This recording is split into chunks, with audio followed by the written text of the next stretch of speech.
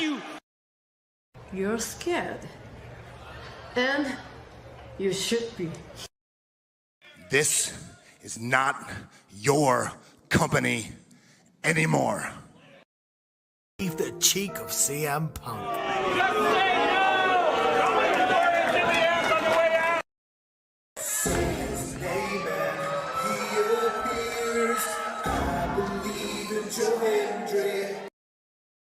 Out! Combo move! This is what they've been doing! Hey, McAfee! Everyone shut the up and sit down! We got a mom in the front row who taught her daughter how to suck dick! I'm Mina Shirakawa. I used to be a model. I want to put on a big show. And that's the bottom line, because Stone Cold said so. What is going on, everybody? Welcome once again to the Saturday Shenanigans, hosted by yours truly, the Renegade J.J. Williams. Hi, guys. Hi, guys. CM Punk drama bullshit to the side. I still consider Hangman the worst AEW champion they've had. First of all, we're going to bring in Walter Cruz. I said that as a joke when, what's his name, did his promo Monday. He said, I'm from a prestige university. I said he majored in Steiner math. We've got the Heb man, James Hebert, in the house. I do really cool and dumb things on the internet. Right. A lot of shit going on here. A lot of fucking crazy ass shit. Where is Noah JD? Well, say his name and he appears, because we believe in Noah Foster. Fuck is this intro? It is one of those things where as fans we do have these desires of what we want to see, but sometimes you can't always get what you want, and there are reasons you truly don't get what you want. I wouldn't even listen to this in Grand Theft Auto San Andreas. What the fuck is this shit? God, rapid whack. Like I said, never been a greater time to be a wrestling fan than with more companies in a more lucrative spot, in a more comfortable business spot, in a sense of mind, it seems, than ever. Again, WWE is not the only one. It is not the end-all, be-all. So let's go back to the Renegade Wrestling JJ Williams to get the official word. JJ, speak! Make sure you tune in every week, because you never know who's going to drop in to join the shenanigans. Catboy is in the house. Hello, my internet family. I say if you want to make them as evil as possible, make them really mad. We have Mansfield joining the party now. What is going on, Josh? Like I told no one when we were in Cleveland, him joining Chase U was just an unfortunate side effect of my shenanigans towards you, JJ. I know how it can get better, Noah. The panel chooses you. Shut the fuck up, Josh. He said that so like. They got the intro back. Yeah, I was gonna say. Just like how you and I had lunch together the other week. That was different. Ladies and gentlemen, the King is here. Say his name and he appears. We believe in King A-Train. There are so many believers in Joe Hendry. The only person on this panel that doesn't believe in Joe Hendry is King A-Train.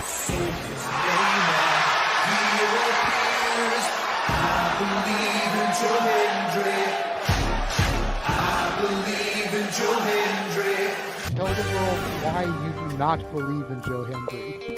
The reason I do not believe Joe Hendry is he is Fandango 2.0 in a entrance merchant. I rest my case, Your Honor. Hey! There's nothing wrong with being an entrance merchant. He has some of the best entrances of all time. Teleporting into the command center, all the way from Angel Grove High, Datilla. Oh, yeah. I went to the command center on Thursday. I went to Vasquez Rocks, which is where they filmed a lot of episodes.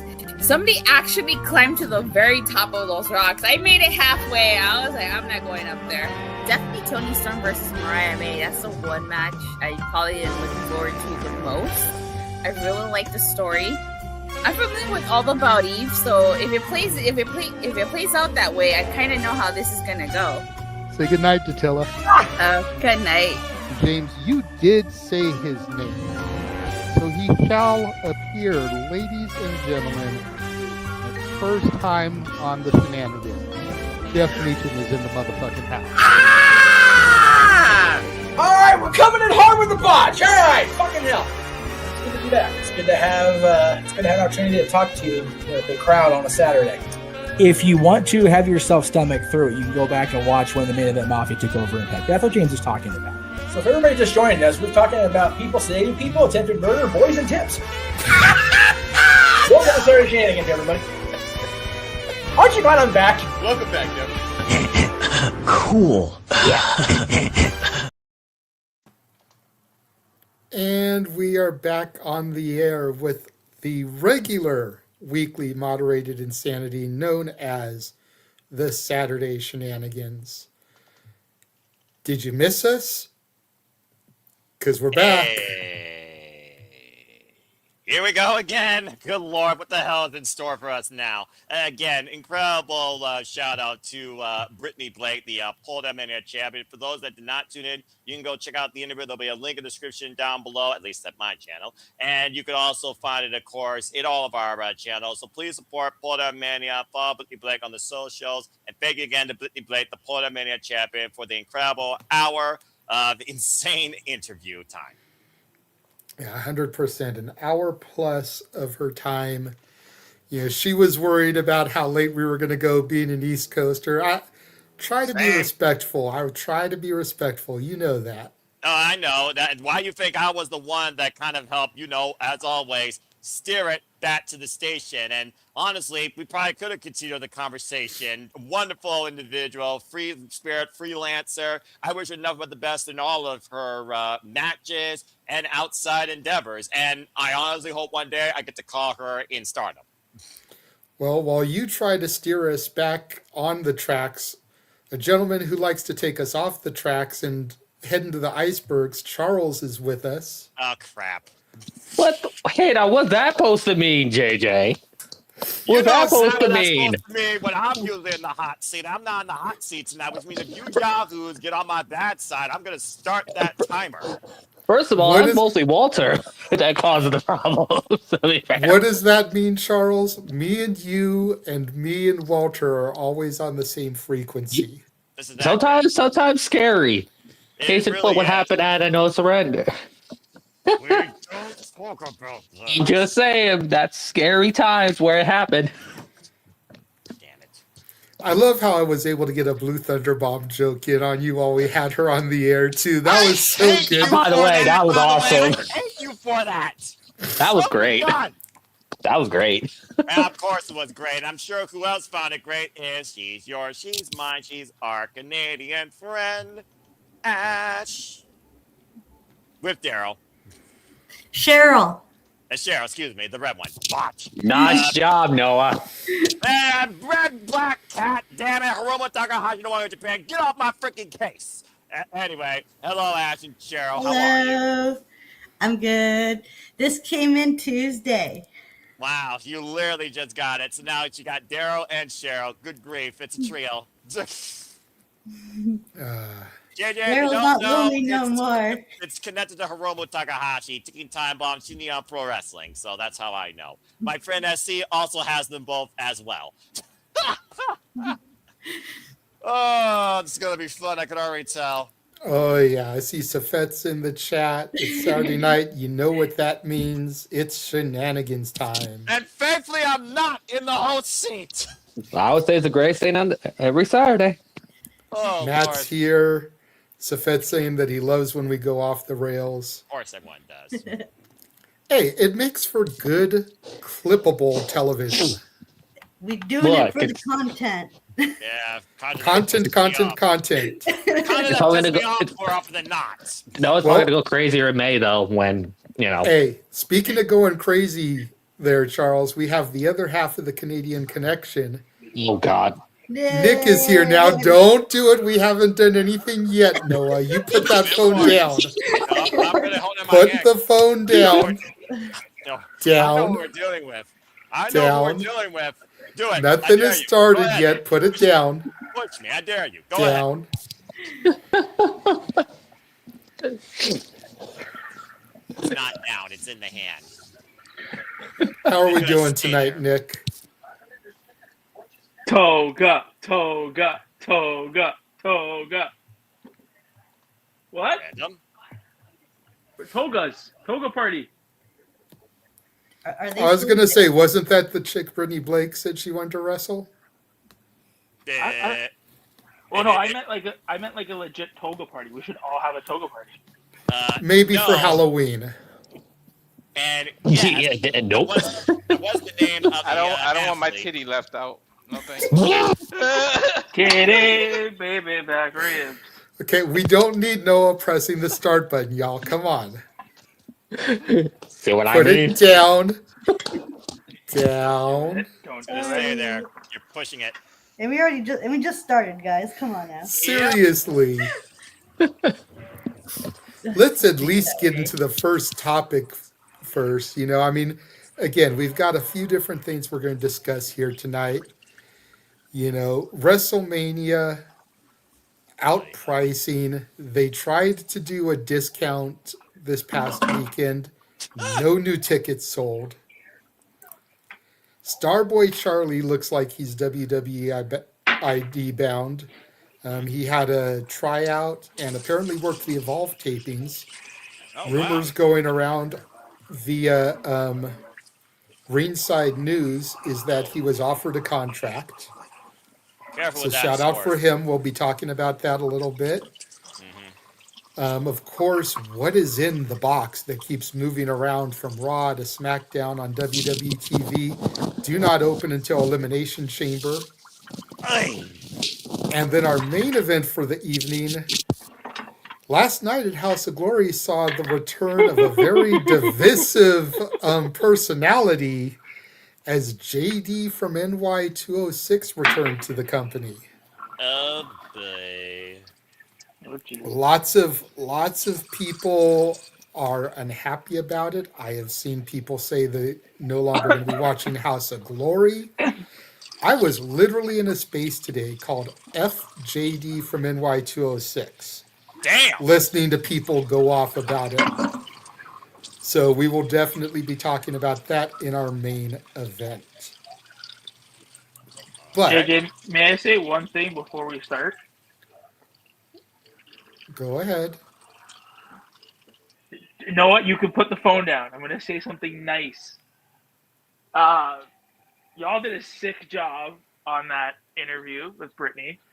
And yo, 2026 is the year of us. If people don't already know that by now, y'all better start hopping on the train.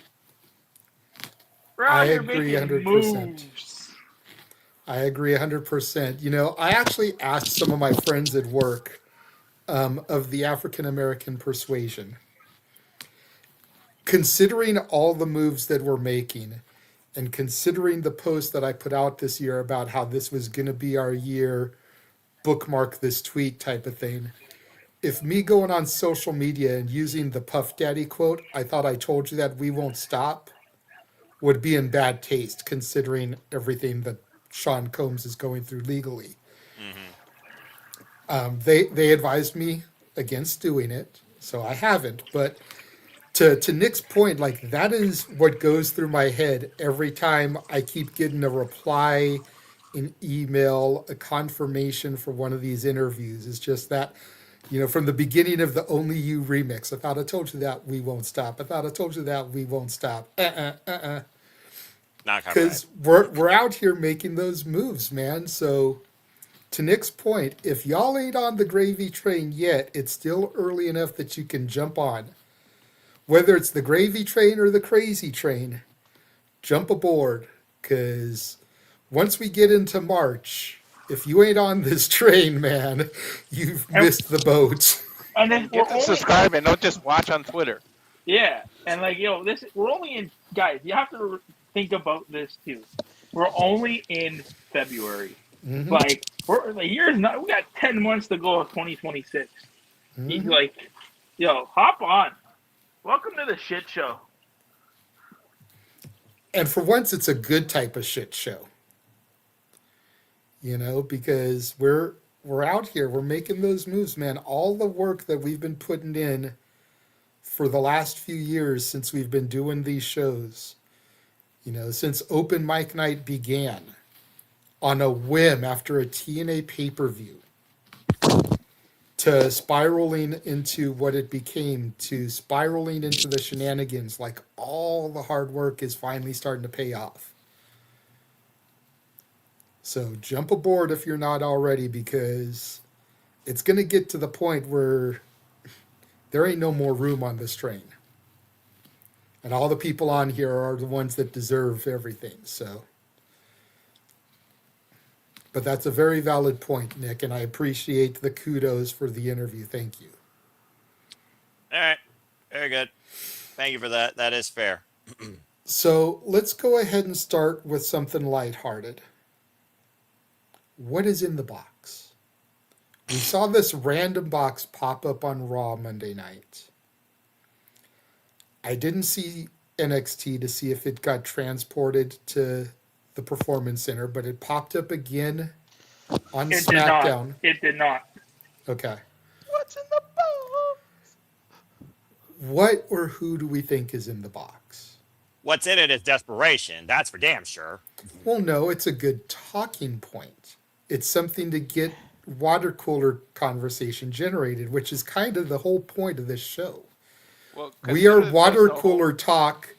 We just don't all work in the same office to where we can gather around the cooler and have the conversation. And get in trouble for taking the break too long.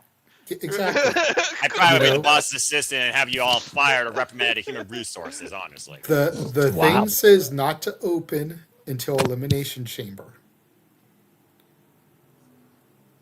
So there's been a few things that have gone around that make a lot of sense. And I'll say some of the things that I've heard, and then we'll just kind of go around the horn here and see, if everyone kind of agrees with those sentiments or if you think it could be something else. First thing that a lot of people are saying is Chris Jericho. And this is how we're going to introduce him.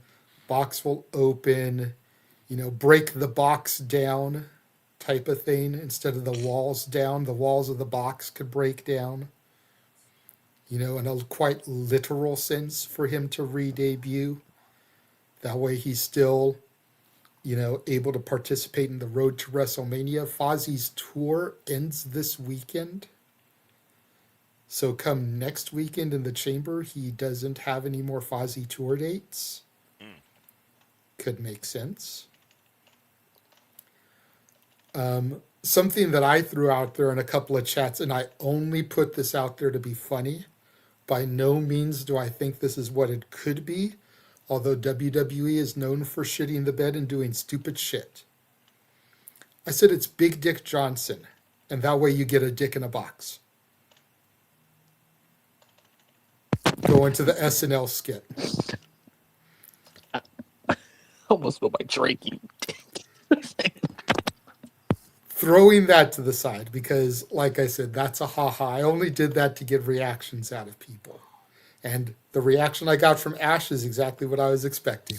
Cheeky smile. So thank you, Ash. Cheeky smile, but face palm like, God damn it, that would be funny. Spit out my whole ass drink. It's funny because I remember that episode so well because my favorite band at the time was the special guest music act. Nice. Yeah.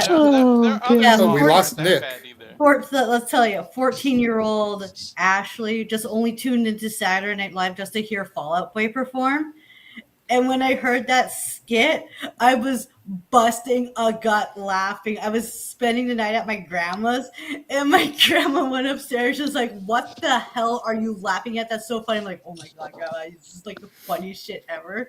And then the next day, it was on YouTube, and I showed her, and she's like, "Oh, that's fine." Between Dick in a Box and Sweaty Balls, those are two of the greatest Christmas skits from SNL of all time. And there are other songs about each other's mom, screwing each other's mom. I think oh, it's Mother Lover for Mother Lover. Yeah, Mother And Lover. I'm on a boat. I'm on a boat. Take a good Anywho, hard look because we're sailing the on Lonely the Island, man. I love Lonely Island. Anyways, so I'm gonna throw that out because that was just said for the haha, and again, I got the reaction at least out of Ash that I was expecting. Because I'm a very mature adult. That's right, and I'm almost 50 years old. I don't act it, but I am. Another realistic person that I've heard it could be, and I'm curious to see Noah's reaction on this one. Danhausen. I was going to say that. That was going to be my suggestion. And then I actually heard Stampede in a space today say it may not be one person, but two people. Ooh. You have Danhausen come out, very nice, and Evil follows him. Because he's very evil. So you got very nice, very evil. I'm not going to bring out the doll. Don't worry, Noah. Yeah, we don't need him to start the timer. He's already tolerating the stupidity because we started with a lighthearted topic. The other thing that I heard that I think makes sense, it could be a good possibility, is maybe it's not a person at all. Because if you look at the box, there's no holes. That's what so how are we expected to believe that whoever is in there is surviving in that box until Elimination Chamber? They want you to suspend your disbelief, right? I was just going to say, you've got to suspend your disbelief because, they're not actually going to put a body in it until it's time for the reveal. They're not that fucking dumb. They're WWE, they do some stupid shit, but they're not that fucking dumb. But the other suggestion I've heard people say is, what if instead of a person, it's a statue or a person's artifact triggering another Hall of Fame induction? Ooh, that's a really good shout. Years ago. Like the box will open and inside will be like a coat rack with somebody's outfit on it. AJ Styles just retired. Cena just retired. Maybe it'll be the jorts. But does that hanging on a rack? But does that constitute weeks of build for something like that? It kind of seems a little bit. It does seem anticlimactic, but at the same time, it's like it could make sense. Maybe it'll be Jericho's outfit, his debut outfit, announcing he's going into the Hall of Fame. And that's how, we start referencing him on camera again. So I'm going to start with Noah. We'll go clockwise from Noah to Walter to Charles to Ash to Nick.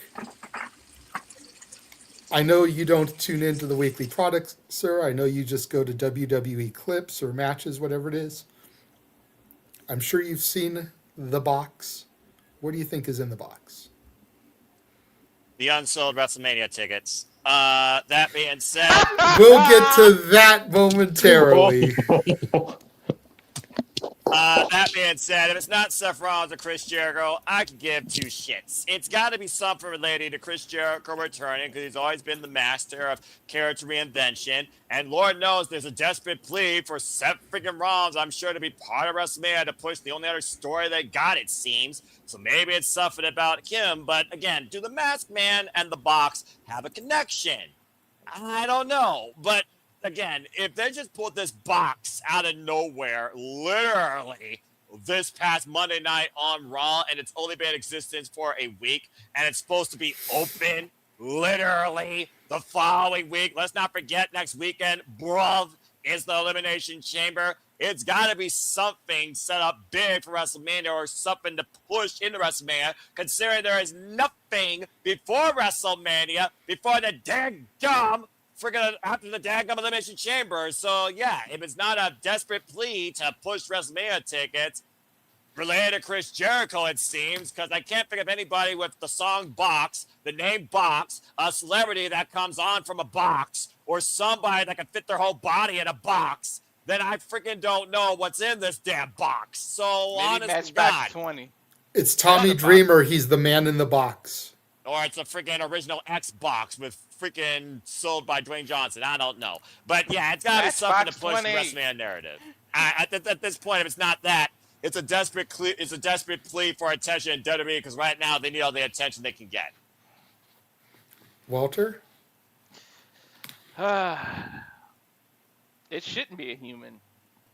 There's no holes in it. However, Dan is a magician, so it kind of fits and works to believe it. So I'm going to go with Danhausen. I'm going to think it's Danhausen. However, on the belief, I like the character. I like him and everything. I know he's got connections to CM Punk, but I really don't feel like he should bypass NXT. I don't feel like his character right now is fit for the main roster because it's such a comedy act that it's not meant to be taken serious.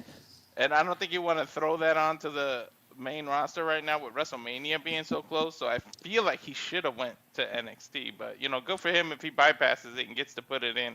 But, I mean, I feel like skipping is reserved for, like, AJ Styles, these big names. Like, and I do see that they trademarked some weird German-sounding names, so it would fit him because Danhausen sounds already weird. But the Von something, I forget what the hell they trademarked, but it sounds really weird, but it sounds like it would fit him. So I'm thinking it's gonna be him, and that's how they can bypass the whole there's no holes in it, cause haha, he's a magician. So I'm hoping I wish they would. If you're gonna go all out with dumb shit, do like one of those Russian dolls where the box breaks and it's multiple people. Like, just it won't stop. Like it's one after the other or something. Box in the box in the box in the box in the box in the box. As long as it ain't Royce Keys and you know destroy him before he's on arrival, I'm good. Okay. Charles?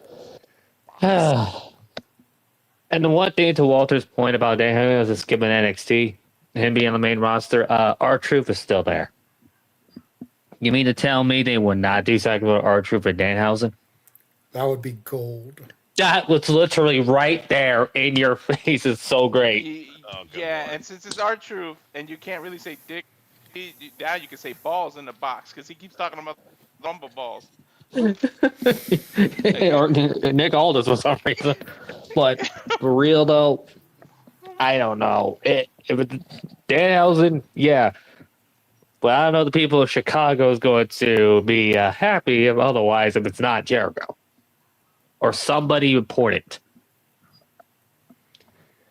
It's just, Can we think of anybody else with Chicago ties that would make sense? Mustafa Ali doesn't make sense. He's still in TNA. Nope. Right. Hawk and Animal are dead. Yep. All right.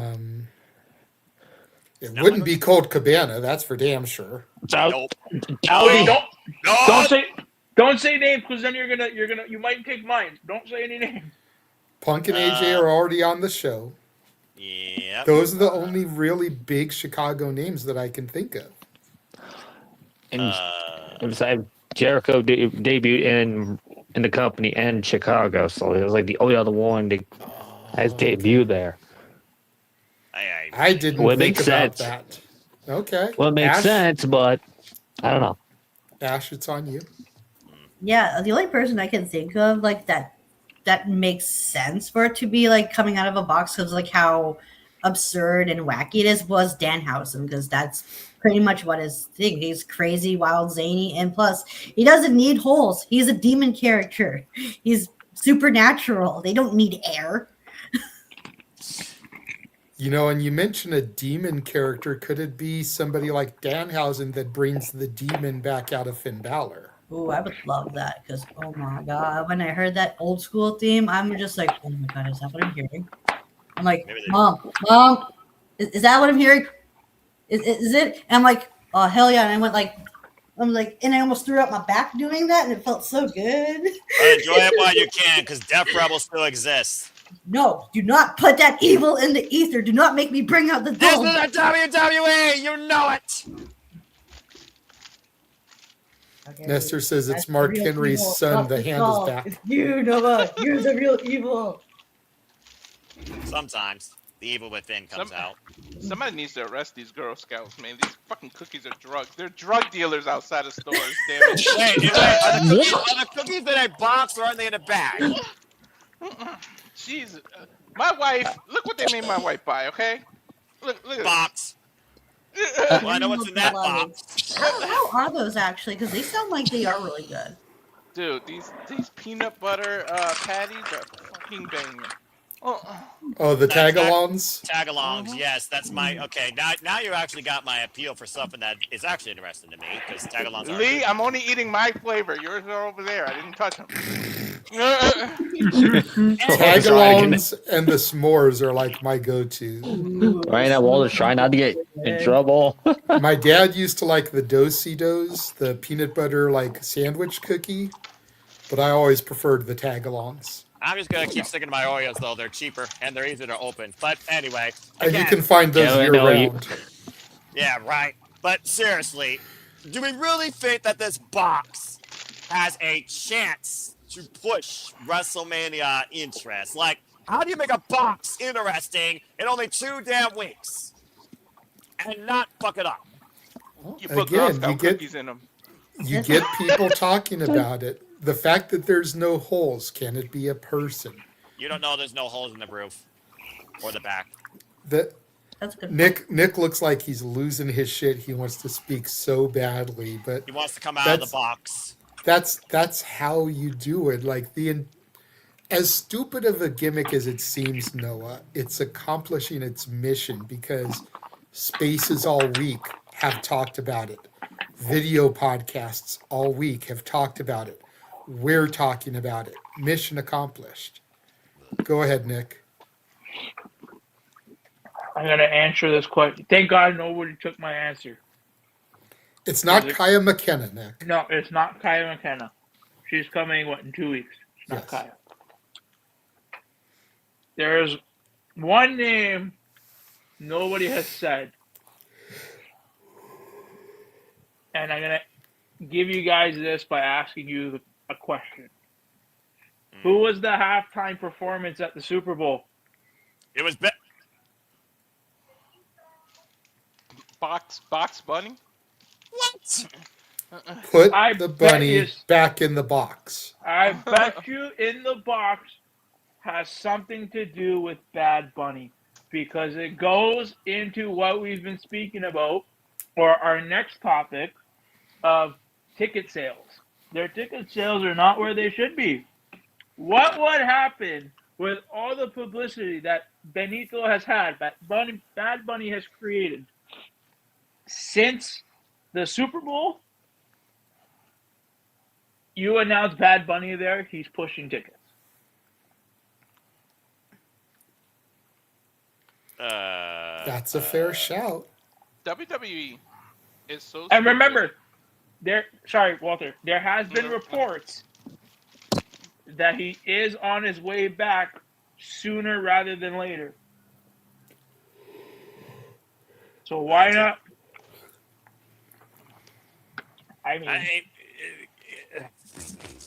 I mean, I did say if it's not a wrestler, it's got to be somebody of intrigue. And yeah, I guess Bad Bunny is a guy that is intrigued in WWE. It's the Pope's outfit to announce the crash in Italy. It's the outfit of the Pope or something. Watch. So it's a promotional box, guys. So to Nick's point, if it's Bad Bunny, do we get Bad Bunny versus Logan Paul? Yes. Yes, you do. I don't know if I trust him to carry Bad Bunny through a match because they're both. I mean, yes, Logan Paul can wrestle. I don't know. You would have to make that a multi-man match. I don't know if he can carry one-on-one with somebody who's not a wrestler. Like, To Walter's point, wasn't Damian Priest just in a triple threat match to go to the Elimination Chamber and he lost? Yes. He is not doing anything of importance right now. So you can technically do Bad Bunny and Damian Priest versus Logan Paul And Bronson Reed? and Or You Austin could. Theory? Yep. Interesting. Mm. Charles, don't I know saw. how to- Hold on, Charles. I saw your hand. Go ahead. I'm sorry, Nick, but why would Damian Priest just go over to deal with the freaking vision problems? If anything, they could do the tag match but it's probably not Damian Priest. That's fair because Priest is SmackDown. Yes, I know, brand split, LOL, but let's try to work within the confines of the brand for right now. And consider the problem, if someone comes back in time, probably Seth Rollins. That's probably your tag match right there. I counter you with the fact of Bad Bunny's first match in WWE was against Damian Priest, wasn't it? Well, no, he teamed with Priest in his first match. But he's done everything with Priest. And they can use the fact of Puerto Rico, you know. I know you said think of the confines of the brand split, you know, but regardless, and I mean, to anybody, I don't have Latin descent, but I can only assume, and I'd be an ass if I get this wrong, so I do apologize. You know, people with that Latin heritage and that Latin descent, whether it be Puerto Rico, Mexico, all those places, like they have that sense of family, right? Even though they're not. But going to that point, though, within the confines of Raw, you've got Rey Mysterio, you've got Dragon Lee, and you've got Penta El Cielo Miedo. But they're not Puerto Rican. But they're still of Hispanic heritage. Yeah. You know, so Bad Bunny and Penta would be dope as hell. Because Bad Bunny shows no fear, and Cielo Miedo is no fear. Dude, imagine a bunny mask. I only say Damien because they have worked together, right? I know, and that's a fair shout. But like I said, try to work within the confines of the show. It's Mania. We can figure out some kind of gimmick for the interpromotional. You know, maybe, you know, a Raw star goes for a SmackDown match in return for Priest being able to team with Bad Bunny. There's definitely ways to work it.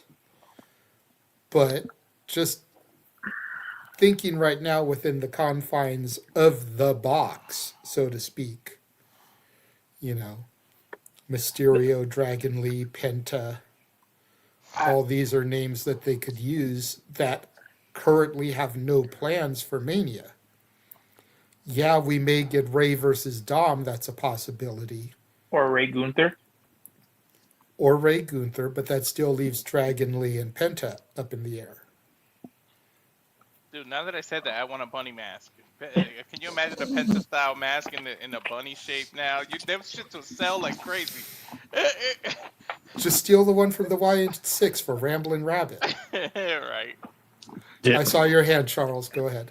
Yeah, like probably Dragon Lee and Penta probably challenge for Raw tag titles anyway.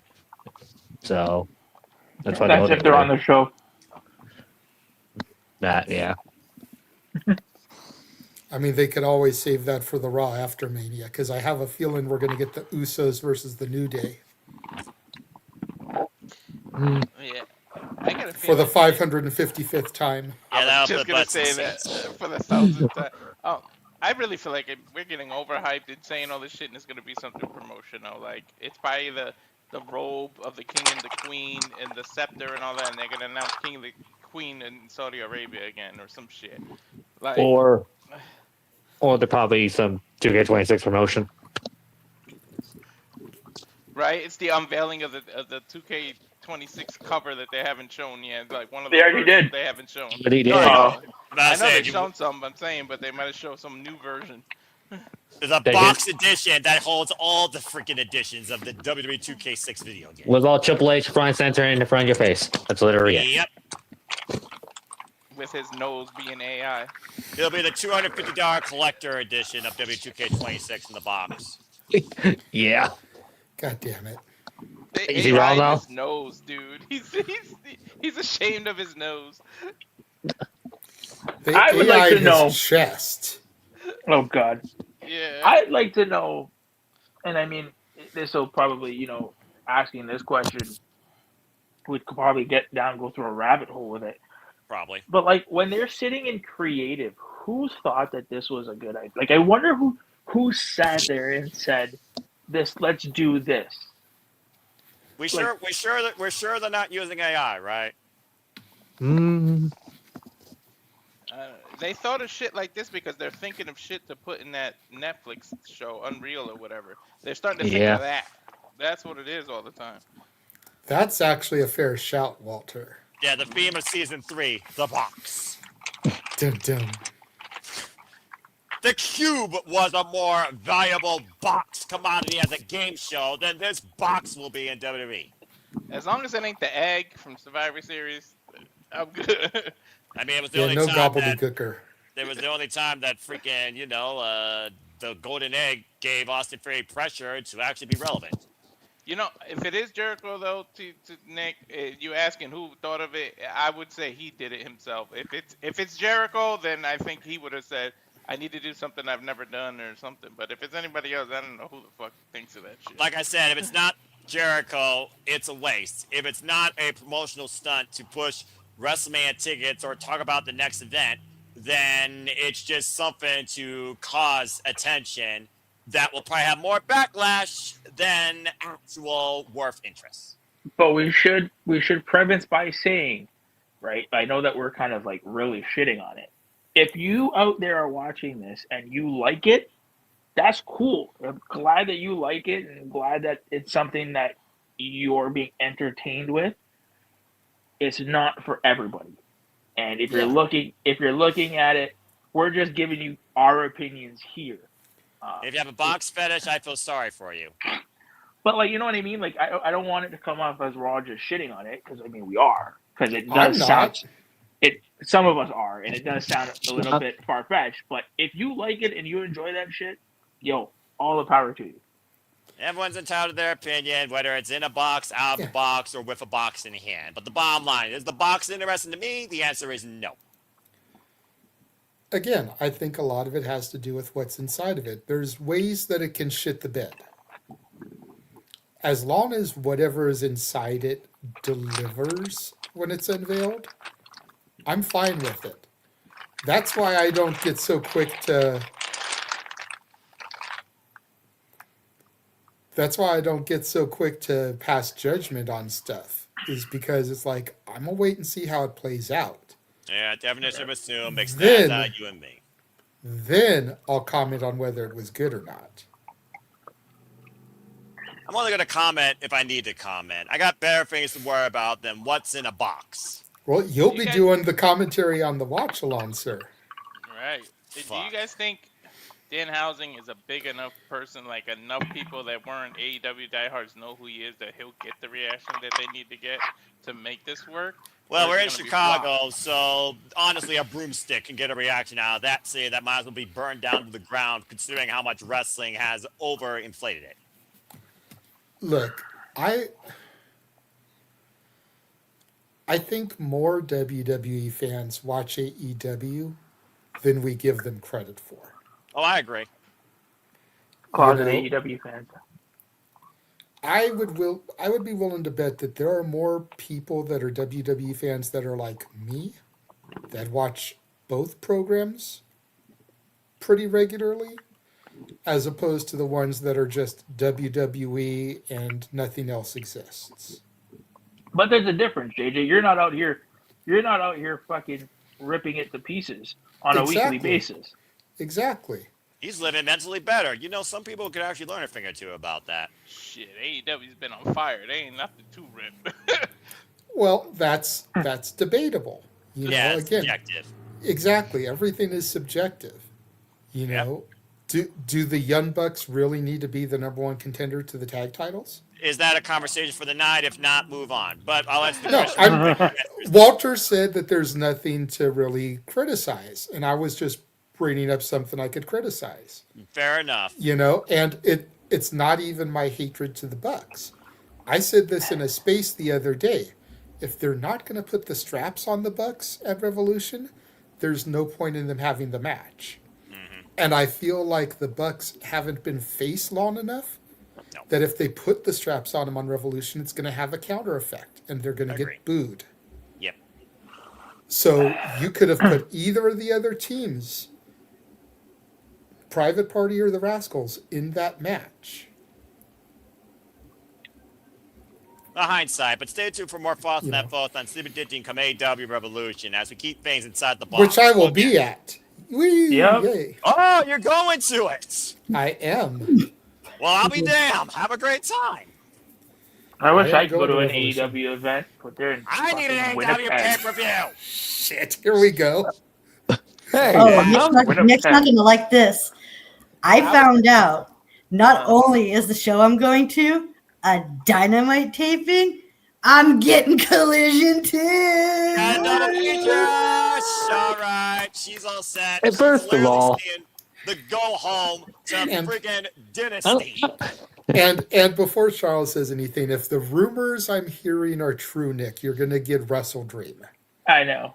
Okay, so she gets Shut a up. Dynamite Collision. You still get a pay-per-view. Shut the fuck up. Oh my God! Ontario getting a pay-per-view. Oh my God! That's so exciting. Both are gonna have Copeland. We're gonna have Copeland. Freaking retirement, you son of a bitch! Lucky, damn it, lucky. Also, Honey, I want to go to wrestling for my birthday. Also, here's the thing too. I'm going to be with my dad, and he's going to sit there with me for the whole 4 hours. Good luck to you both. Poor dad. Poor dad. More like 5 hours because Dynamite has overrun and Collision is a minimum of 2. Hey, he's willing to sit with me because this is his first time watching AEW. Well, That's he's awesome, gonna fully though. watch it because so I asked my dad, it's like, "Hey, Dad, have you watched AEW?" And he's like, "I tuned into one segment, and this is what he described it as. I turned onto the channel, and I saw a hot girl and her big friend in a tag match." Why do I know who he was talking about? Megan Yeah, No, he was talking about Willow and Harley. Willow. Yeah, it was Willow and Harley. You're on the button there, Walter. Big, when I was thinking about big. He was thinking big tall, not big wide. Now, I'm waiting for freaking AW to go to Detroit so I could go right to that damn city for the AW event. You in Detroit at the Shake Bar before the show, and then we will go watch it together. They just personally. came from Sacramento, and I was highly debating. And then a freaking snowstorm and came out of nowhere, so Mother Nature made. Don't remind me of that weather. Strickland. I know that was such a good match. The bottom line, there's subjectivity always in professional wrestling. It's the nature of the business, all right? But the bottom line, there's not one choice, not two choice. There is more to it, but clearly you can see there's some intrigue with a box, and there is definitely some promise for AEW from all fan bases. #all elite. So go with what you wish, but as far as this box, I hope this box actually isn't full of air and nonsense. We'll see next week, and we'll be covering the chamber. Is there any other hot free agent? That I'm trying to think of who else it could be. I mean, they just got Lena Cross, and I was waiting for that to become all elite for the longest damn time. No, Walter, he's talking about WWE. No, I'm talking about the box. Like, that it could be in the box. Yeah. Like, is there another Like I said, agent? there's Danhausen, there's Evil, there's David Finlay, who's going to be wrestling his final New Japan match the night before. Which this Friday, the new beginning, and as long as I'm not bowling, I will be Joey Stallings it, or if Ash has the money, she can call with me. Where's New Beginning at? Trenton, New Jersey. It's not far from Chicago. Where's the next? Well, okay, I'm gonna shut up because I'm not a spoiler, and people need to watch Collision.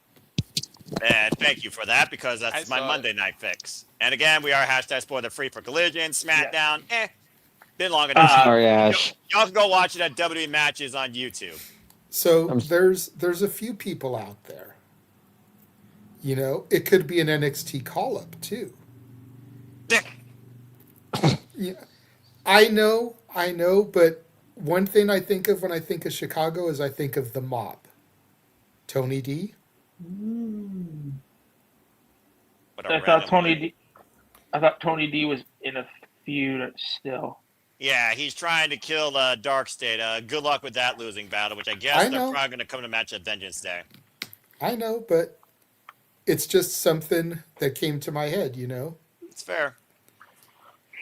But like Noah said, bottom line, it just needs to deliver. Whenever a gimmick like this is done, it needs to deliver. Otherwise, it'll be ridiculed. People are already ridiculing it. I'm willing to give it the benefit of the doubt. I'm willing to wait until the execution, and then I will ridicule it if I need to. You'll get Superman tonight following Elimination Chamber.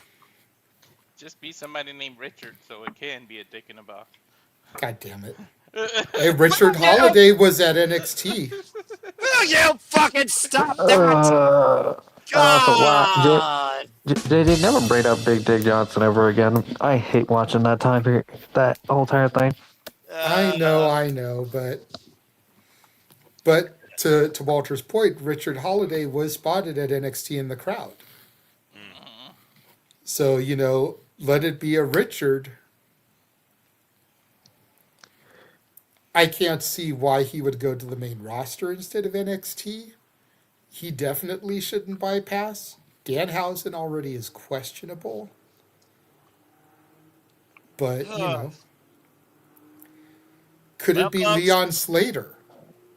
There have been people talking about possibility of buying out his contract. Depending on when the box is opened, could it be during the chamber when Javon is in there? And Leon Slater is in the box? And you put them together? Be CM Punk's past. Could it be Joe Hendry? Well, you fucking... No, that's so stupid because we already know freaking Joe Hendry... he said his fucking name. I just noticed that. Would someone stop pressing buttons?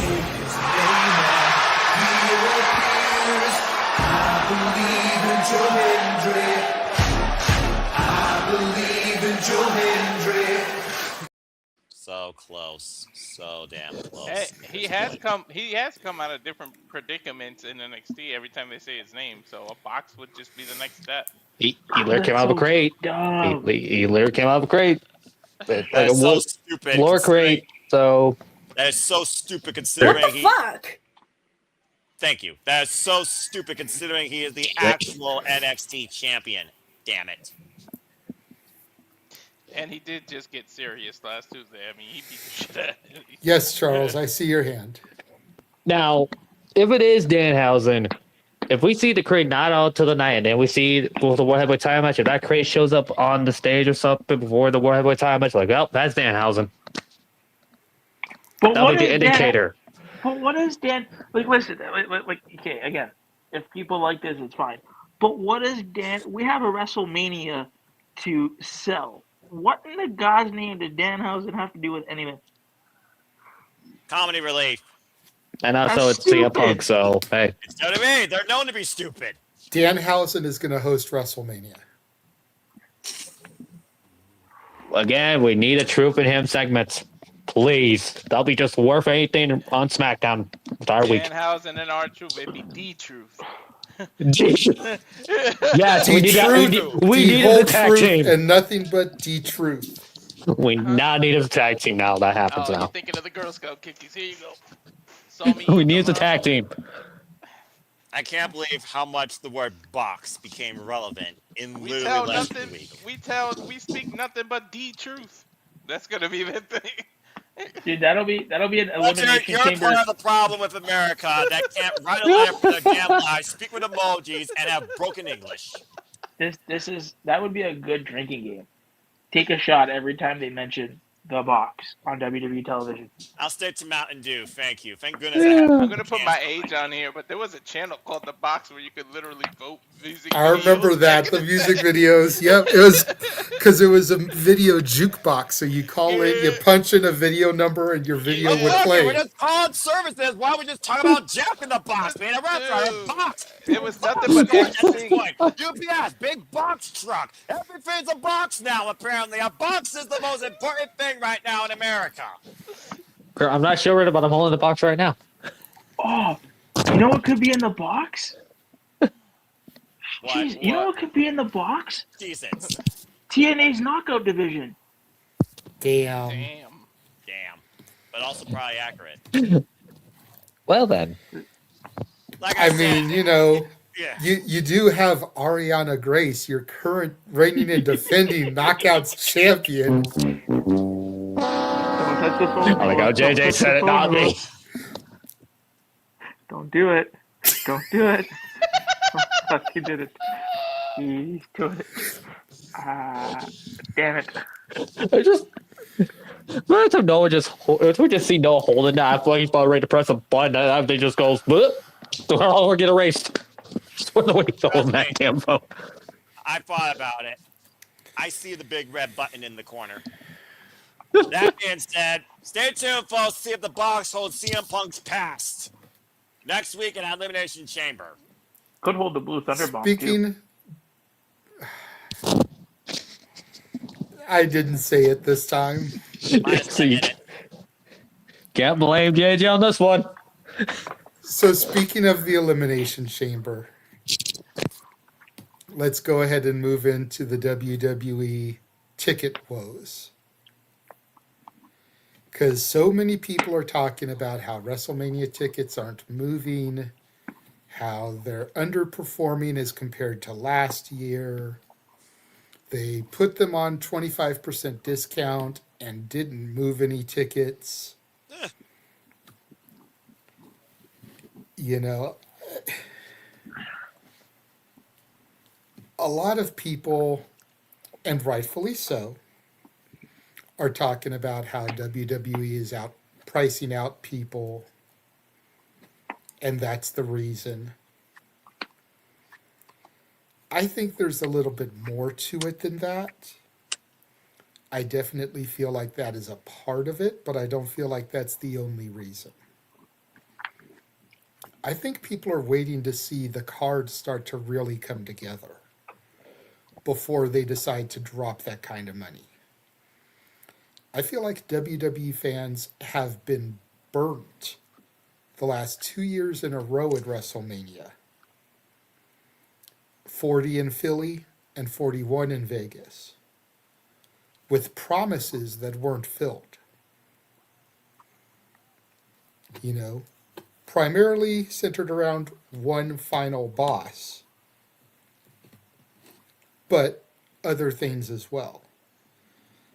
You know, we figure, go back and you think about the fact that Cody won the Rumble and Rock was going to take the match at WrestleMania against Roman until the fans turned against him and the final boss character was even created. Everyone thought we were going to get Rock and Roman. And then we lost it. We did get Rock in a match one night, but we didn't get what we really wanted.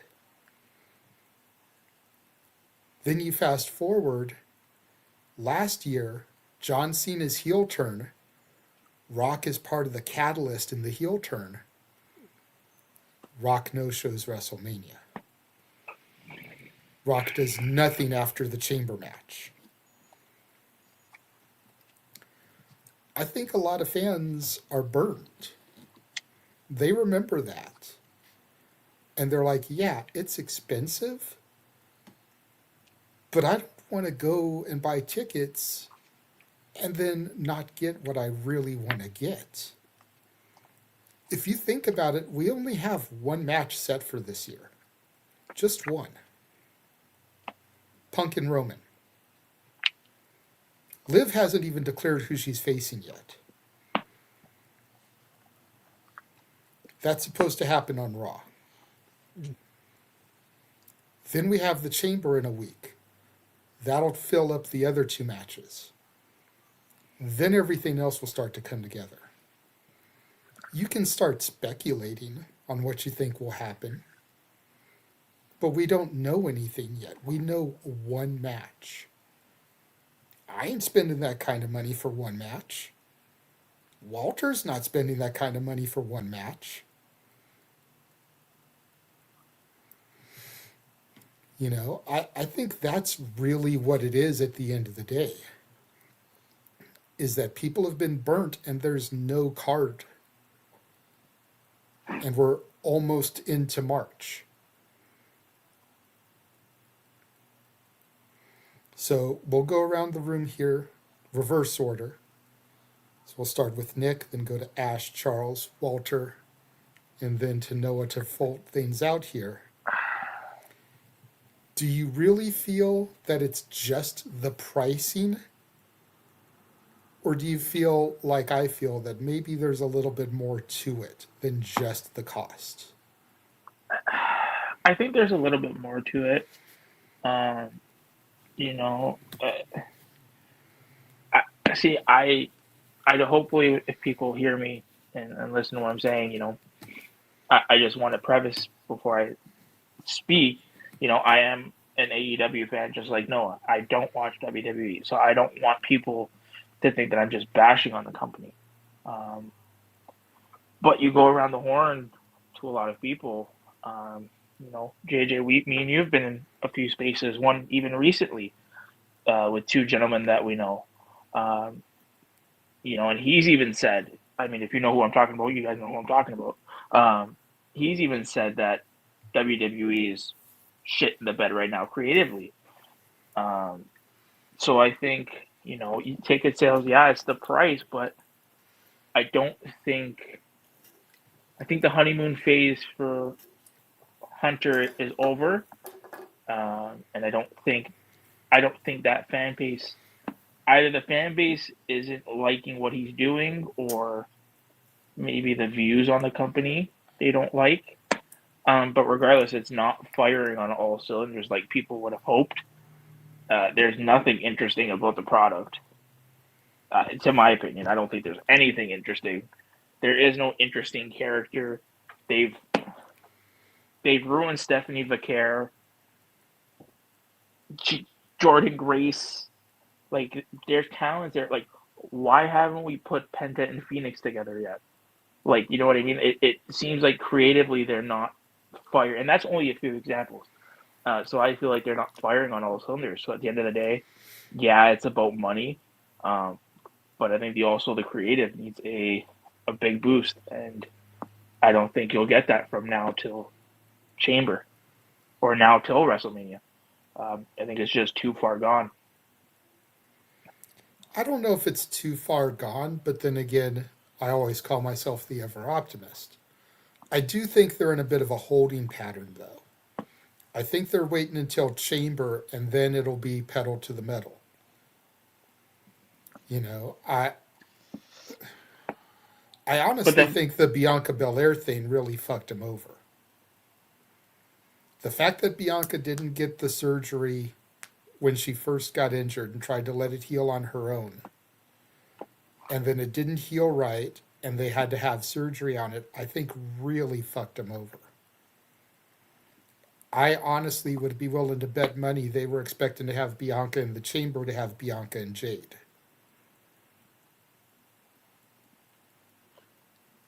But then it goes to, you know, why did they? I'll give one example. If that's the case, and you were waiting on Bianca Belair, you know, you knew you weren't getting her back in time for WrestleMania. Why did you just completely botch Jordan Grace? Like, imagine Grace and Jade at, you know, Grace being built up properly, and her, like, that would have been a money match at Mania. So it's like, why are you holding for things when you should have already? And we've heard this repeatedly. We've seen the Unreal documentary. Like, these guys are writing creatively months and months in advance. You're telling me that you didn't know about this end of last year? Like, there's no excuses now with this. And I'm sorry I'm going on a tangent, but with this Unreal documentary that has shed a light on the backstage aspect of WWE, they don't, for me at least, there's no excuse. Their creative process seems to be second to none. They don't have an excuse why their television isn't where it should be. Okay. Ash? Yeah, it's a combination of unaffordable ticket pricing, the ridiculous price gouging, the lack of interest and intrigue that's going on right now, because there's not much going on at this moment. And to your point, they are probably waiting until like after they're done with the Chamber and what else before they actually really start building to WrestleMania. It could also be that the fans could be burnt out too. Like, because there's like so much wrestling content out there. They could just be like burnt out and fatigued from it. Like that could also play into effect too. That's a fair point. I know I feel burned out sometimes trying to keep up with everything. You know, that's why I've gotten to the point where if I'm not home when it's on, I rarely go back and rewatch something. There's just too much to try to rewatch. You know, that if I go through and I rewatch everything, then I can't get my content done for my channel because I need to watch movies. You know, so if I'm spending all my time rewatching stuff that I missed for wrestling, I can't watch the movies I need to watch. So, Charles? Ash just said everything I was going to say. Straight to the point. Walter? It's definitely a combination, but I'm not trying to defend WWE or anything, but I feel like part of the reason why we don't know the card is because some stuff was out of their control. There's a lot of injuries. They got bit by the injury bug lately, and so they don't know who's available, and they had to pivot. Like, I'm sure they had a whole thing to go with Seth Rollins. I think the original plan was Seth Rollins and Roman Reigns. Now, out of that, we got CM Punk versus Roman Reigns, but, you know, there's several people that have gotten injured, and that is not their fault. So had they have done the whole card ahead of time and made us all excited, and then these same injuries happen, the pivot would have looked worse, because it's like, now we got to change everything. At least now that with the stuff they're changing is behind the scenes, and we don't know what they had planned and everything. We would have been even more disappointed if we saw these dream matches that we would look really looking forward to, and everybody bought the tickets ahead of time because that's the card they were looking forward to, and then all of a sudden all these people are getting hurt and none of the matches they advertised were going to end up happening. You would have even a more pissed off population, because some fans buy tickets solely based on where their favorite wrestler's positioned. And I know it sounds weird, but it's honestly, like, they're going to be like, oh, Bianca's in the main event, I'm going. This person's in the main event, I'm going. And now with all these injuries, they had to pivot. So I'm not trying to defend WWE, but I feel like that's not their fault. So that's part of why the card wasn't developed. But I think 90% of it is these prices. It's not fun for a family to go anymore. When you got to shield basically your entire tax return to go entertain your family for a weekend, like, it's ridiculously unfair. Like I said, I love the way Noah dressed, but the only people you're going to see is suits and ties eventually. I keep saying it. Eventually the entire audience is going to be suit and tie, stock trader, rich people, and that's all you're going to see. It's not going to be little kids anymore. It's not going to be everybody eating, and then you're going to have a quiet ass crowd that is going to look. You're pretty much going to have AI out there or a bunch of suit people, like, because they're price gauging their target audience. They're all about kids, right? That's why they're PG. They're all about kids, but yet you're pricing it out so that families can afford to bring your target audience, the kids. And then it's not only the ticket. What's going to happen when you're there with a 9-year-old, a 10-year-old? They're going to keep wanting soda. They're going to keep wanting drinks. They're going to want hot dogs. They want to have food. A hot dog is probably going to be like $40. I know I'm a little bit exaggerating, but it's not by much in Vegas. A soda is probably going to cost you $10, $15. You know, you feed a family of 4, you're spending at least $10,000 by the end of that weekend. And on top of that, if you try to gamble or have some fun at the casino or something, boom, there goes your whole savings account pretty much. So, like, the price is like 90% of it,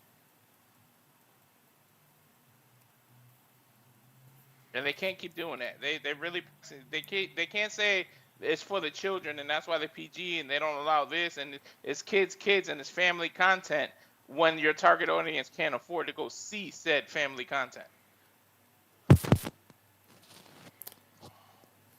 The only thing I'm gonna counter you on a little bit there, Walter, in your diatribe is you mentioned the whole suits thing. The thing that I find funny about that is that if you go back and you watch footage from like the 50s and the 60s, everybody was there in like suits and ties and fancy dresses. Like going to wrestling was like going out to the theater. People were dressed very, very fancy to go out to wrestling shows back then. You know, it's only in the modern era that it's become people going looking like schlubs. You know, t-shirts, shorts, jeans, whatever. Like back in the day. So I don't see where that is a huge issue, but that's just me. Charles, I did see your hand, then we'll go to Noah for his thoughts. What doesn't help too, that literally already said the old, because well, you said for kids, right? The target audience. They literally bluntly said that doesn't work for them anymore. The old way, the pricing doesn't work anymore for them. They bluntly said, they came out of their heads' mouths. It's like, yep. So that's how it is. Noah? Stupid. Where do I begin before turning into Simple Man tonight? Nah, I'm not going to do that. Yeah, let's be honest here. It's 90% price gouging, it's 5% disinterest in the product, and it's 5% burnout. Ever since TKO and WWE became the reality that we know today, everything has inflated in price. When you look at the last 4 years of WrestleMania, what started as only $130 as the cheapest becomes $700 the cheapest. You know that inflation is real.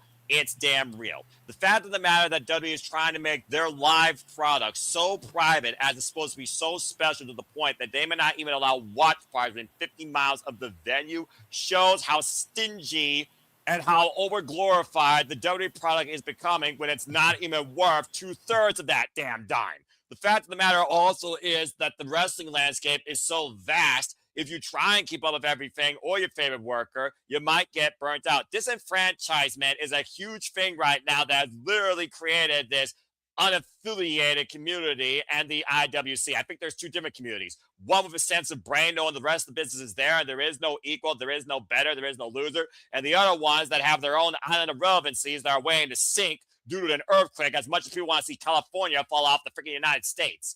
It's one of those things right now where, again, you have to look at the fact that there's more to life than wrestling, and there's way more fucking to the wrestling business than WWE. So, yes, price gouging is a huge portion of it, but also is the fact that you can be connected to everything. And if you choose to be connected to everything, you can burn yourself out. I just got my tax return, by the way. I spent $600 for the first time, and I don't know how long, on video games through my Switch and PlayStation, to the point now the only live show I watch is AEW Dynamite and whatever I call with you yahoos. I don't even look at WWE content outside WWE matches on YouTube for the superstars I care about because I want to see them actually interested or in something interesting. Or I want to see a championship matter. Hey, SmackDown, work on your women's division. Get back with me. But it's one of those things right now that, yes, I do think right now they're in a state of contentment, but also a state of panic. Because much to Walter's point, three of your biggest superstars, Braun Breaker, Bianca Belair, and Seth freaking Rollins, who you know we're going to be figures for WrestleMania at this point, are up in the air, if absolutely not out of the fucking picture. Truth be told, Mr. Chamber, you'll set up the other World Championship matches. Maybe. And that really might be the only real selling point because everything else is going to be undercard. For me, I look at WrestleMania not being must-see. I look at WrestleMania for everybody else being the see for their favorite superstar if they're lucky and if they're booked correctly. At the end of the day, WrestleMania now is a spot monkey pop culture cross-reference showcase for a wrestling presentation you hope has your favorite actor, celebrity, or wrestler on it versus watching something that's fully professional wrestling or fully sports entertainment. And that's what they're going off of. Brand power, name power, people power in their own friggin' mindset. And that's the flaw. And until they fix that issue, it's only going to get worse from here. You think this WrestleMania is bad? Wait till next year when you're isolated in a friggin' country halfway across the world. You expect the world to go to that one? Hell to the no. But I'm thinking too far in the future. Bottom line, to keep it simple, to answer your question, it is definitely price gouging. And at this point, it's privatization of a monopoly. And also your product being, in one word, immortalized by Jeff motherfucking Meacham, 110% accurate, underwhelming.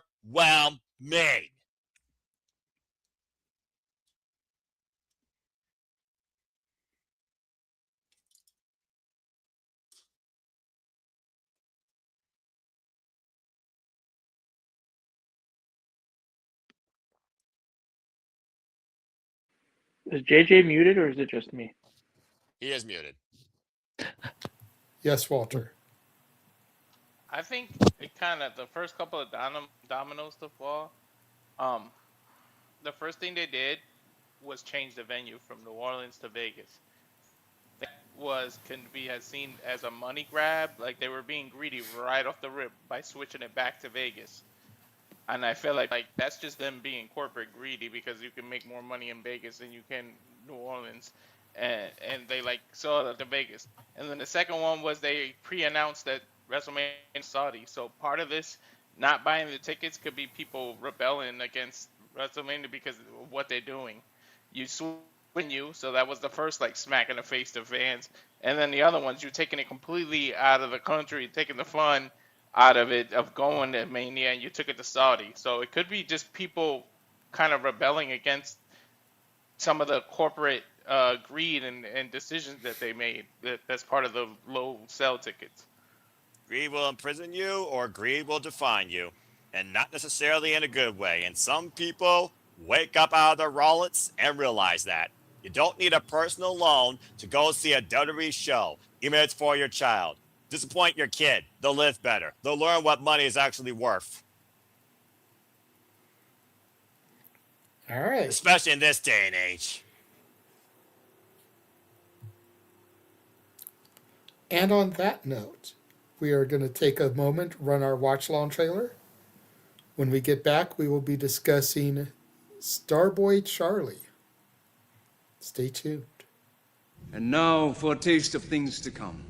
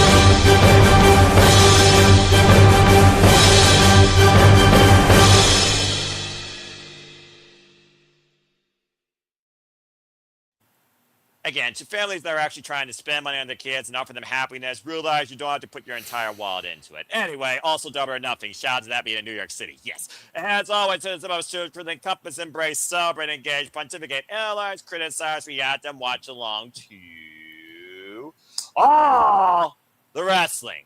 Thank Christ for that, too. All right.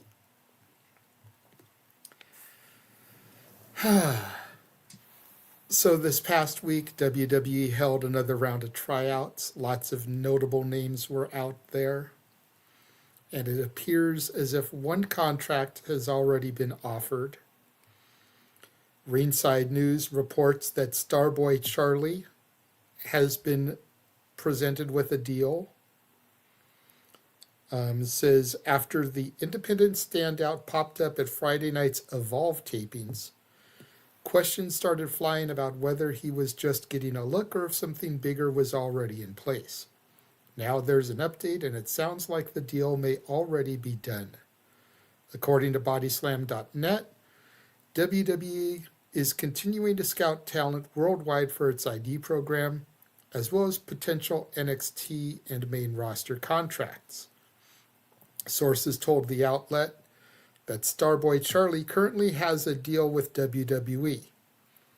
The report states, quote, WWE continues to scout the world for their blah, blah, blah, stuff that I just said. Charlie worked tonight's Evolve tapings. It is believed that he has a deal at this time. Translation, he's not just visiting. While WWE hasn't officially announced anything, working Evolve tapings is often a strong indicator that a talent is already in the system, especially under the ID banner. The WWE ID program places prospects under contract while allowing them to continue developing on the independent scene, with WWE closely monitoring their progress. Many of those talents regularly appear on Evolve, which streams weekly on Tubi.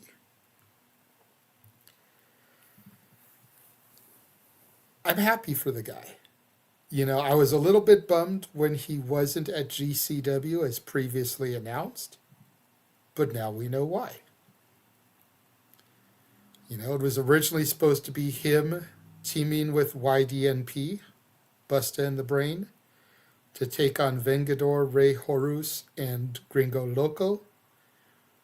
But he wasn't in the match and somebody else was filled in his spot. As a result, Prediction League match had to get thrown out because that was one that did get predicted on. But again, now we know why he wasn't there. Yeah. I've heard people not too happy about this decision as they feel that he would fit elsewhere. I'm assuming that they mean AEW. TNA X Division for me. I definitely feel the X Division would be a great spot for him. We're going to need it probably soon. But TNA is essentially a backdoor into WWE these days with the partnership. So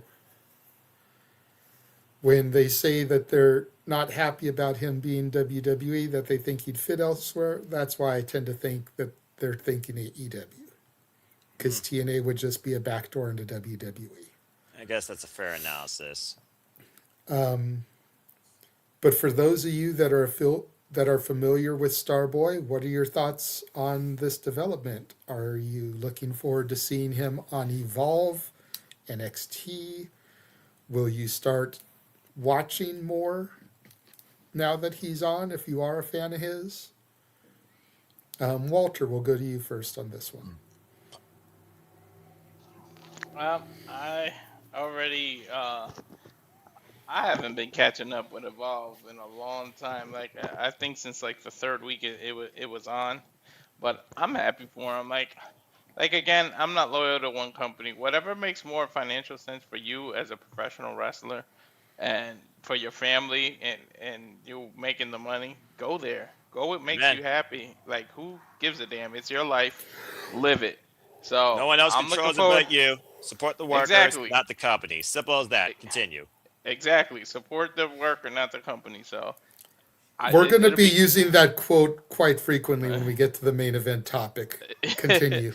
So yeah, all the best of luck to him, and hopefully, who knows, maybe he'll be some big main event star in 10 years that in the WrestleMania 50 or something. Who knows? So this is just the start of his journey. And I'll be happy with whatever decision he makes. I hate the people that be like, he should have did this and he should have did that. You're not in his shoes. You don't pay his bills. Let the man do what he feels is best for him and his family.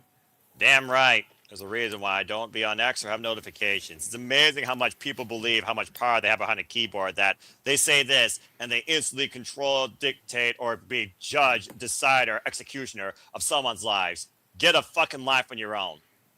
And stop timing on your fucking phone. Amen to that. You know, the thing that kills me is that a lot of these people, and I'm talking about the talent right now, the younger talent, because you got to figure guys like Starboy, you know, it's 2026.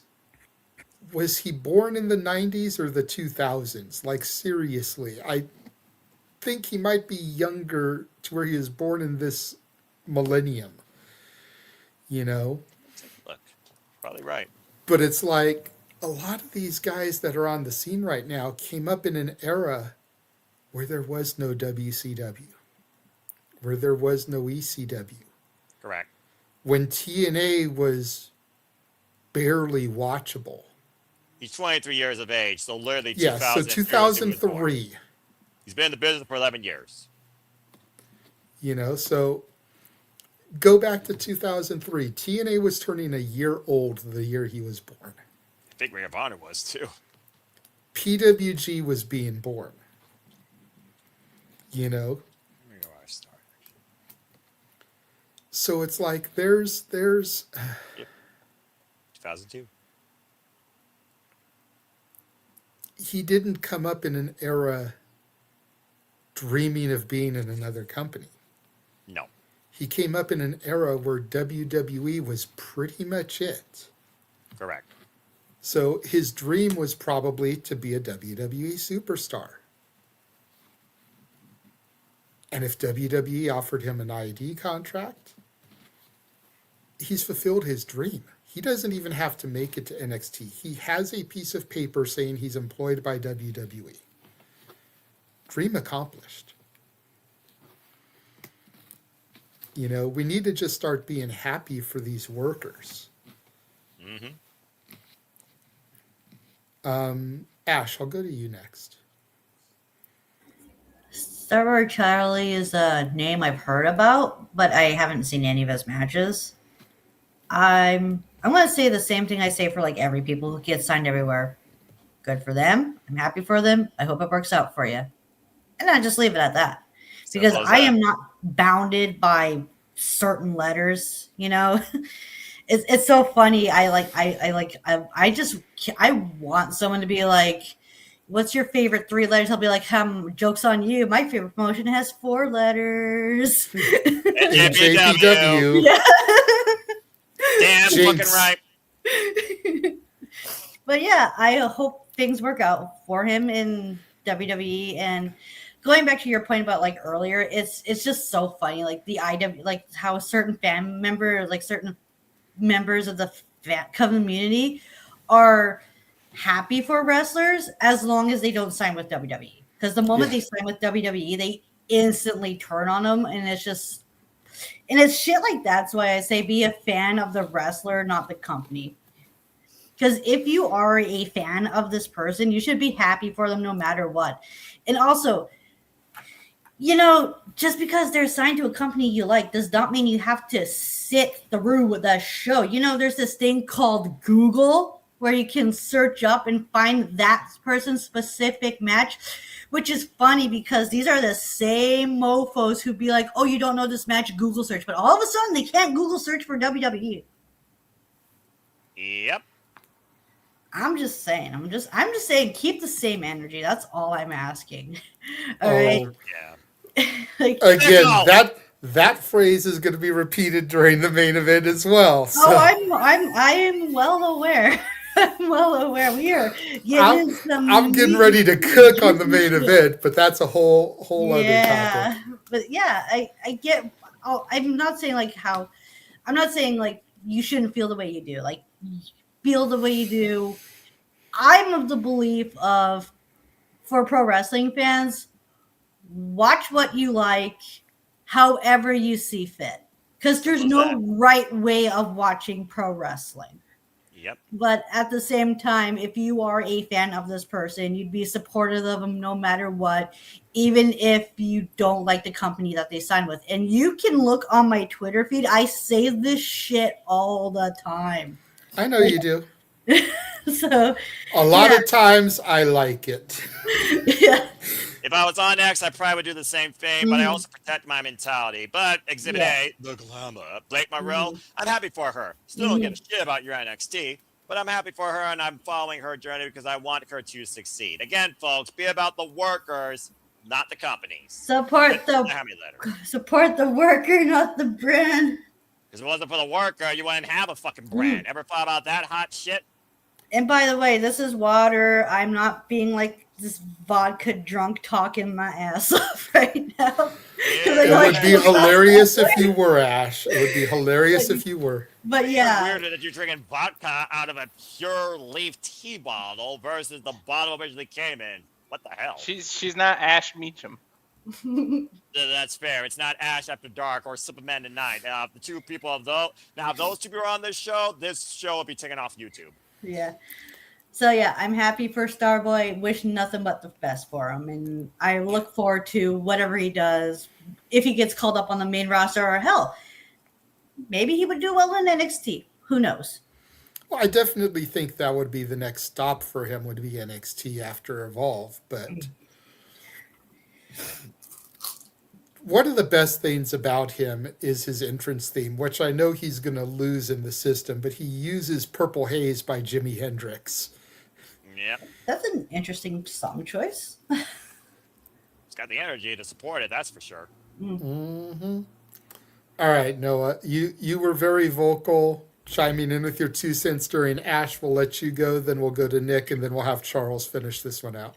Why is it every time you go to me regarding a split community thought of someone going to a company, you expect something different? You expect me to go against my morale of social media, professional wrestling addict. You expect me to try and say something that sends some part of the IWC off the rails. Same take, different person every time, and that's fine.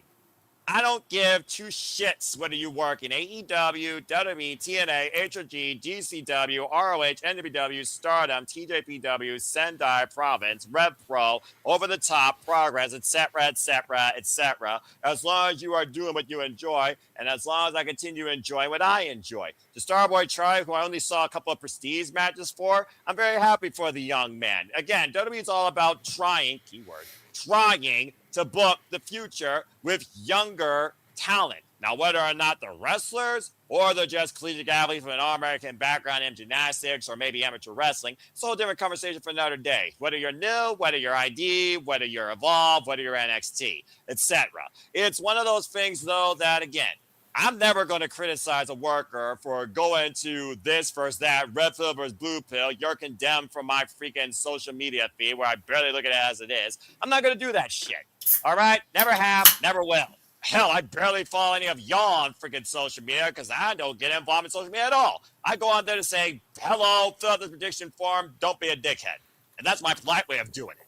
But yeah, I'm happy for Starboy Charlie, and I wish him nothing but the absolute best. Now, whether or not it means that he will go to Evolve and challenge whoever is the Evolve champion, whatever that title's worth more than speed, or whether or not he goes to the NXT and becomes a shocker in the Iron Survivor Challenge like Kendall Gray, who, again, I didn't know anything about before that show, and now I look at her previous All-American Wrestling career, and I'm like, this girl is a grappler that could freaking rival Kurt Angle, what she can do, train correctly.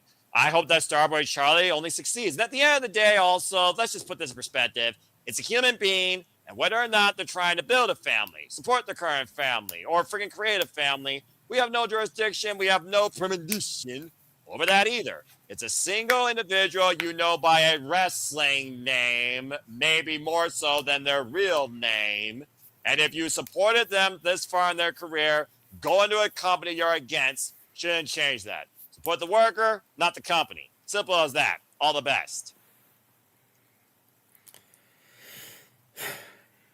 Nick.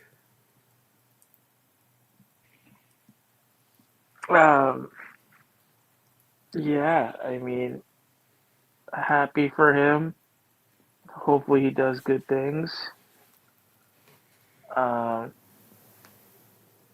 I might be the controversial one on the panel. When are you not? I'll be honest, him him being signed or not signed really doesn't do anything for me. I don't feel like he's going to be anything. It's going to be too long into the future for him to have a future, I feel.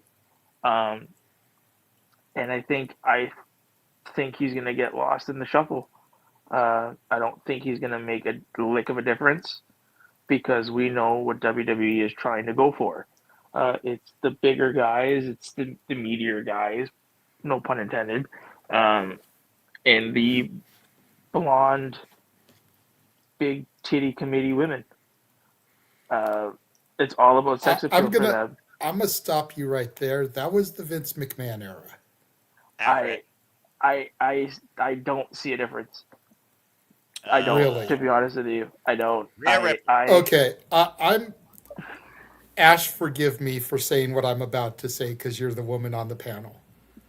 90% of the women on the roster right now look like they belong in the itty bitty titty committee. Gone are the days of the double D silicone titties. I'm not saying that none of them have them, but a good majority of them are natural, small chested. What I mean by that is, and most of them ain't blonde anymore. What I mean by that here, maybe this will kind of explain it better. You're not gonna have Triple H if she wasn't injured. So I'm gonna preface that by saying this beforehand. If she wasn't injured, you wouldn't see Triple H pushing a Piper Niven over a Jade Cargill.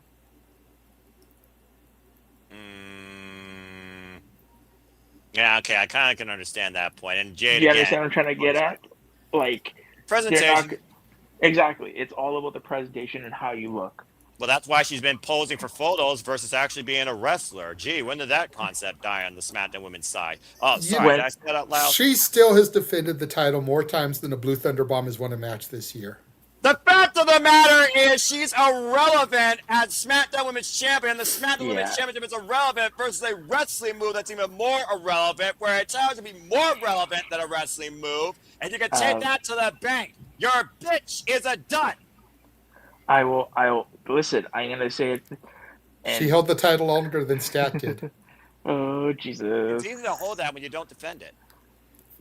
That is when you're a porcelain placeholder versus an actual fighting champion. To be fair, that's how Moxley was AEW champ this whole time. Let's be real here. He also had an army, though, and he also defended at literally every pay-per-view and still was the presence known to go for. Did anyone really go after Jade Cargill? Did anyone even know Jade Cargill was champ? Did anyone care that Jade Cargill was champ? Poor Oh Nick. my goodness! See what you guys started. I'm just saying. Listen. Next SmackDown matter again. I mean, maybe I won't chastise the most boring bitch on the roster. Listen, hold on. Man, that's very rude. Listen, again, they're not going to push. Here, I'll give you another example. Why is a talent like Kaylee Ray, part of the secret Hervis when she's an absolute stud in the ring? Because WWE cares more about characters than actual professional wrestlers and their wrestling identity. At the end of the day in WWE, you're being turned to what they want to market, not what you were known to be. Listen, and then I'm going to say something again that you guys are going to completely disagree with me. It seems like the only reason why Stephanie Vaquer is relevant on Raw is because she's smacking people's faces in her ass. Well, that definitely helped with Booker T reaching out to the idiotic side of the audience, but you're going way off the tangent when it comes to who's being booked versus Starboy Charlie being booked. Let's just focus on the topic again, because we're about to bring out some man tonight, and he's got less than 10 minutes for this shit. I know how your brain works. You are the long analyzer, and I respect that. But this is where I take control for JJ and actually give it to him, because I actually do care a little bit of sense that he does moderate. Bottom line is this: for Starboy Charlie, support the man's work. You support the man's work so far. Wish him nothing but the best. Don't support the company, even if the company you feel is going to be his death. Because the death of a wrestler is not a company. It's the company's gang. And And apparently some people forget that word exists. Charles? Save me for last, huh? Love it.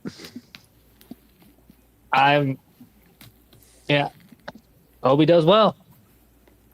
And also, the more you brought, I will keep talking about how the IWC is and everything in social media. I'm like, yeah, good thing it wasn't bad like this during the Monday Night Wars, because it'd been a lot worse back then. To be fair, there was no X. Also, message board existed. That's where you found him. That's true. Still, it was worse back then than where it is now. I can't really say I can't really say because I wasn't on message board. I just know from people who have been around, because I'll be the first to admit it. Was I around for the Attitude Era? Yes, I was. Did I get to experience it? No. Well, born during the 98, so... Born in 98, so... I was born in 92, but I didn't start watching until after the Montreal Screwjob in 1997. Well, that's fair. And again, I didn't mess with message boards, social media, or honestly people before 2017 and discovering no DQ that has evolved into you yahoos. Woohoo! I will piggyback a little bit on what Nick said. I give him the point that sex sells, that you're going to use attractive people. You know, whether it's a male or a female, the more attractive wrestlers are going to get booked better. You know, there's a reason why Braun Breaker was chosen to be the future over Bronson Reed. You know, but to sit here and try to make it seem like there's a type anymore, that's where I draw the line, because there's definitely not a type like there was during the Hogan era.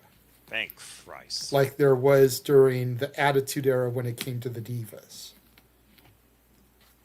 There's enough different flavors out there that the WWE roster has turned into a Baskin Robbins as opposed to chocolate, vanilla, or strawberry. And some of those flavors aren't selling enough, clearly. All right. Main event time. Everybody buckled in, because this should be a doozy. Oh, jeez. 2 minutes, 35 seconds. Turn that off, Noah, because you've got to be here for part of this main event. I will throw to you first, but you've got to be here for some of this, because even though you don't like drama and BS, I think you'll laugh at some of the ways people have been reacting. So yesterday was House of Glory. No turning back. Their big return, their first show this year in their New York arena. Show comes on the air, and standing in the ring is the ring announcer who introduces JD from NY206. Everybody remember last year when Mercedes performed in the company, he was pulled from commentary prior to her match.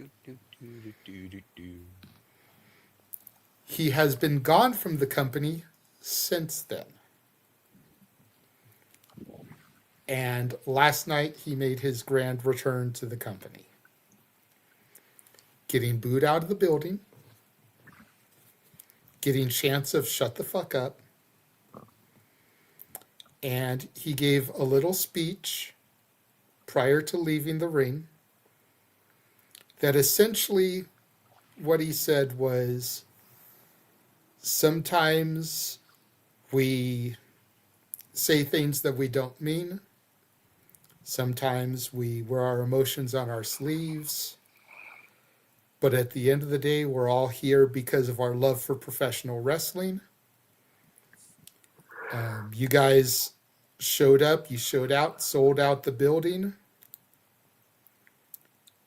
And it's good to be back. A lot of people are upset because this doesn't sound like an apology. Some people are like, whatever, they're indifferent to him. I happen to stand in the camp where I'm indifferent to JD. I know a lot of people don't like him. I look at him like a lot of people look at Howard Stern and Rush Limbaugh, shock jocks. He says what he says to get a reaction. He says what he says to be entertaining.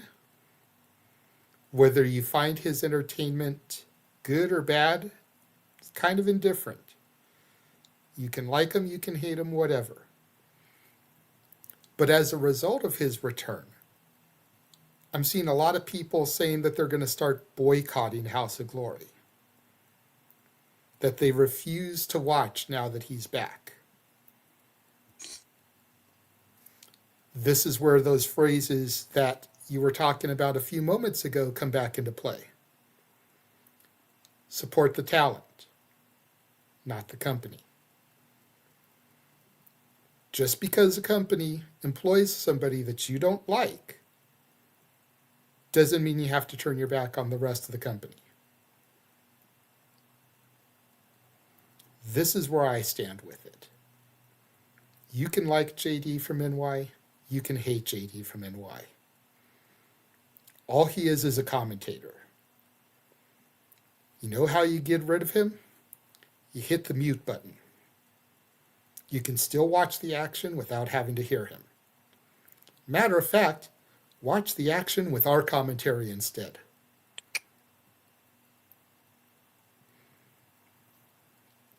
But if you're going to turn off House of Glory because of JD being back, let's keep that same energy. Turn off AEW because of Hangman Page taking pictures with Marty Scurll. Turn off WWE because of Brock Lesnar. Now you're watching nothing. Keep that energy.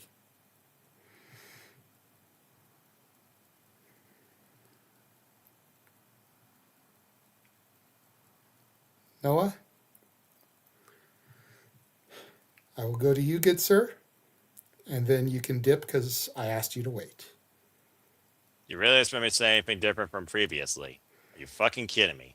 Mute buttons exist for a reason. DVR exists for a reason.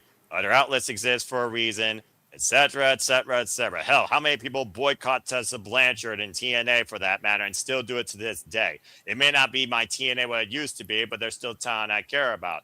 It may not be my NXT, but Blake Monroe's there. I care about her. Ricky Starks, I care about him. Joe Hendry, I care about him.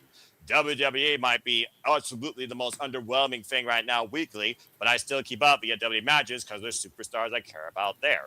And of course, AEW is my fix every week, but there's so much wrestling you can get burned out. The only show I watch live is Dynamite. Collision is my Monday night fix.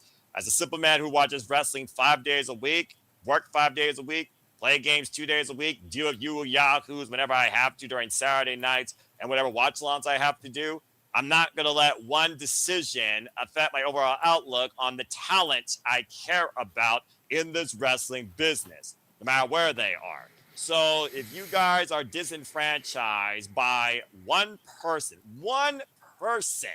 out of who knows how many total, not just the freaking talent we're talking about here. You might be connected to a booker. You might be connected to somebody you support in staff for all I effing know. You might be supportive of somebody or just the freaking in-ring presentation at effing self.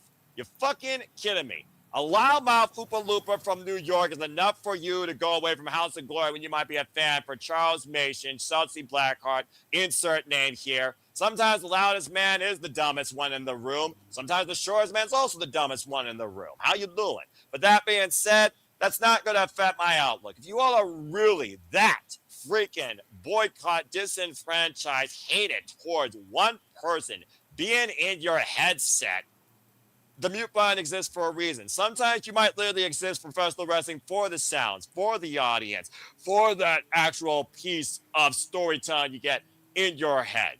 And that's okay. But unfortunately, if that's ruined, then again, the decision's up to you. But to disenfranchise an entire company over a decision, that's just a little too freaking far-fetched by any standards in this freaking day and age of wrestling.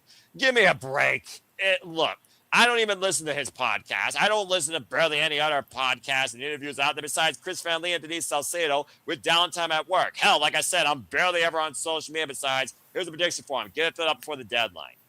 You can't let one person in this life take away the happiness that you enjoy from something as a whole. If you do that, you're already literally taking away what you enjoy. It's hard to find something else that you enjoy that much if you enjoyed it for that long if you disconnect from it. That's why I think I'm always going to be a professional wrestling fan for life. So I can criticize, I can rant, I can react to whatever the fuck and whoever the fuck I want, now and forever. But it's not going to take me away from the professional wrestling business or a company if I have talent in it that I care about altogether. You all should do the same thing. Again, if you really love to listen to wrestling, listen to it in a different language. Maybe you cancel them out that way because there is no language barrier in professional wrestling. But as far as who your storyteller might be time to look up something different. We listen to Apple Studios. We cover House of Glory. Give Ryan Fish, James, and whoever else does it a chance. It's not me, by the way. They only say me for the big shows. And also, that's just the way my schedule works. So again, find what you enjoy, but don't disconnect from what you enjoy altogether, especially if a lot of the talent you enjoy are in that particular company. Rethink your actions before you act, even over a freaking annoying midget.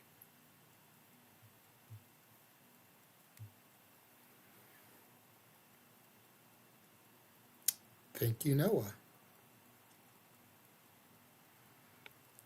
Nick, I saw your comment in the private chat. Yeah. It's getting late. Listen, at the end of the day, people make their own decisions. If they want to boycott it, it's up to them. I don't think, just like Noah said, I don't think you should take it out on a company. You know, it is what it is. I will say something. As much as people might not like him, watching that House of Glory show, the audio was way better than the previous ones. The video quality was way better than the previous ones. And let's not forget, we couldn't even do a watch along at the last House of Glory show that you were at because the video quality was absolute dog shit. So, regardless, and you know what? Whether he maybe says it the wrong way or conveys it the wrong way, if you listen to kind of what he says, he does make some good points now and then. I stopped watching him because I couldn't handle all the screaming. But since he's been back, I mean, it's been one show. Audio quality has been better and video quality has been better. So he does bring something to the table. And if you're a promotion trying to get better, you take the good with the bad. So it is what it is. Okay. Charles. Oh boy, here we go. Ugh. Sorry, Yeah. I'm gonna dip out. Thanks, guys. Take it easy, Nick. All right. See you, Nick. Y'all can do the plugs for me. I'll see you guys in the chat. Yep. Thanks, guys. Bye, Nick. And then there were 5. You won't see me in the chat because, again, barely ever on social media. Yeah, I agree with JJ's points and everything. It was just it's like, well, let's see how this goes. And people are gonna because it was again, JJ brought that point. If you're doing this because of one person, yeah, fine, but why don't you do this to every other wrestling company in the world if you don't like that one particular person there? Just saying. The problem is that when it comes to that, people are willing to pick and choose what hill they die on. Oh, I'm not going to watch House of Glory because of JD, but then they'll support AEW with Hangman Page taking pictures with Marty Scurll. Yeah. It's one. It's like, ugh. One day. Yeah. Just going to leave with JJ's points and everything. This thing just drives my head crazy. Because it's the always common thing for every other company I have seen my entire life at this point. Mm-hmm. Well, I don't think about it. I just simply watch wrestling as I can. Protect your mentality. Seriously, get a fucking break, people. 27 years old, people. And, I still do it. And a good chunk of it, like I said, a good chunk of it we do watch-alongs for. If you've got the audio up, you're probably going to end up getting this copyright pinged. So having the volume down or muted, then you don't have to hear him. And if your issue is just that they're even employing him, stand on business. Do the same thing for WWE, do the same thing for AEW. Because last time I checked, what Marty Scurll did is worse than what JD did.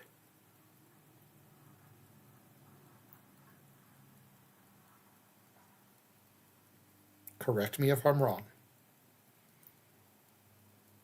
I don't live in the past. I live in the present.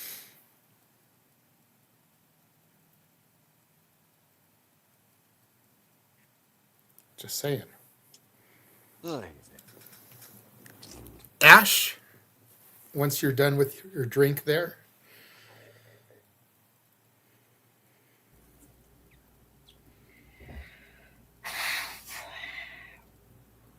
Don't lose all your brain cells over this, Ash. We got New Beginning in Trenton, New Jersey to call next week Friday if you're available. I'll let you know once my schedule gets posted. I'm just trying to figure out because how do I say this without sounding like a hypocritical dickhead? Good luck. Be blunt. You saw how blunt I was. Well, Go I mean, for it. clearly, because that's just how you are, as you would. If you're gonna ask me a question, I'm not gonna hold back anything. Then why should you? Like that we here at the SRS we love honesty. How many times have I straight up said how I felt? Like last week, I just told someone that last week. Did I not tell people to toss off? You did. Like And yeah, I laugh each time. English slang for not to get it misinterpreted because that's. Yeah, I know words. It's amazing what people hear versus what the context. Yeah, exactly. Which I am bad for that because I'm also, which I try to because I'm really bad at misinterpreting and understanding as well. Because, yeah. Okay. Good luck. All right. So I was about to make that same joke about how if you don't like JD and his commentary, mute button exists for a reason. Yep. And I get where people are coming from because, when they pick and choose, if you don't like a person or a wrestler, you don't have to watch that segment. You can tune that out. But if someone's on commentary, you can't pick and choose when to. But again, the mute button exists for that very reason. I understand why people are boycotting, but at the same time, you're kind of penalizing your favorite wrestlers by doing so. And if this one person has an effect on you, it's just, you might need to, how am I going to put this? Reevaluate. Because if this one person has this effect on you, then maybe you just need to take a break from the show. Maybe that's what it is. Let's just take a break, reevaluate, and if you need to, and if you're still not sure about watching the show, then simply don't watch it. Or just watch the show on mute. Because Yeah, it's just I get why people don't like like JD from NY. I totally get it. But then again, I don't really know like how he is because most of the clips I've seen are like just little highlights and snippets, and let's be real, half the time they're probably out of context, so I don't know the full context of things. So that's why I just like take with a grain of salt because I don't watch his content because I don't really care for it. It's not that I don't like podcasters. I pick and choose what podcast I watch. As you should, damn it. And JD was someone that never caught my attention or fell under my radar. So I was like, if you like JD from NY, all power to you. And if you don't like him, then that's perfectly valid. It's just, if you don't want to watch House of Glory because of this, and you know what, all power to you, I guess. But it's just sad that you're missing out on possibly some good wrestling and supporting about your favorite wrestler because I'm the same person who says watch what you like, how you like, and if this JD situation is really upsetting you, then you know what, just take a break for as long as you need to. And if you don't come back from the show, then that's your prerogative as well.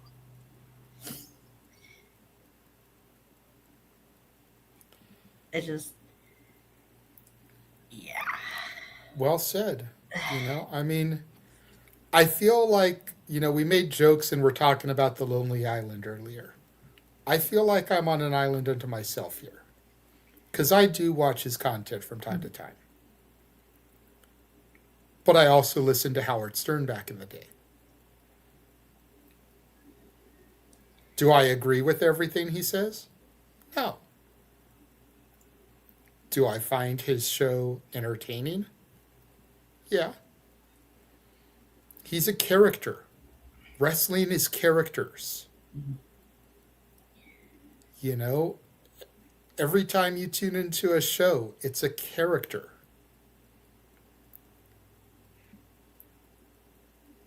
Why is he any different? He's a wrestling podcaster who's a commentator in the business. He's a character. I would almost be willing to bet you that if you saw him out of that environment, completely different. But no one's willing to look at that. And I'm not sitting here really trying to defend his actions. I'm just trying to present a counterpoint. I'm playing devil's advocate here because I seem to be the only person who doesn't feel the same way. Walter, go ahead and bring us home on this one. I'm with you in terms of feeling indifferent about the man, but I mean, if you're gonna boycott an entire wrestling show over one man or the hiring or of somebody, you need to do a little bit more self-evaluation because, in the words of Kanye West, no one man should have all that power. Why are you letting a person have that much power over the content of what you watch or over your own life? Like, why? It's almost like holding grudges. Like, I tell my wife that you hold a grudge and you get pissed at people. Meanwhile, they're fucking going along, living their life the happiest, and it's you that's miserable because you can't let something go. Let the shit go. They, like, I don't understand. Like, why are you letting him have so much dominion and power over your own life? Live your life. He doesn't pay your bills. He doesn't, pay your mortgage. He has nothing to do with you unless you're his family member. So why are you gonna rebel against it? Why are you gonna do it and let someone take away your passion or love for something you have simply because of who they hired in their company? It's not your company to run. When you run a wrestling company, then hire and fire whoever the fuck you want. Other than that, then don't let somebody have dominion and power over your own life. You should be in control of your own life, not somebody else. It's amazing how much a drug and influence and a freaking virtual visual can influence a person's own decision making. Exactly. Idiots. So, I just don't get it. You know, he shouldn't have that much power over your life, and that's just me. I'm indifferent with the man. I honestly don't really know what he's accused of. I just know something happened with Mercedes, and then he never came out, and then she didn't want him to be the commentator, or she was gonna walk out or something again, and that's all I know. Eh. I'm not even sure what the big deal about him is. Probably better for that. I don't completely understand it either. According to someone in our circle, he made disparaging comments about Joshi wrestlers, which came off as kind of racist sounding. Never heard the comments, don't know for sure. I do know that he seems to be, I won't say anti-AEW, but very, very critical of AEW. If you watch his Wednesday post-Dynamite reviews with Chi-Town Smark Jesse. But, because there's always a but, if you watch his Raw or SmackDown reviews, he's not sitting here glazing the cock of Triple H either. He's been very critical of the WWE product, so at least he gives it to both equally. That's one of the reasons why I actually enjoy his content. If he sees something good, he says it. If he sees something bad, he says it. He doesn't play favorites to a company. He's very fair and down the middle when it comes right down to it. I actually wish more people were like that then. Don't take my word for it. Look at it yourself. You know, watch a Raw review and watch a Dynamite review. And let me know how much of it, you know, you think he's partial to one company.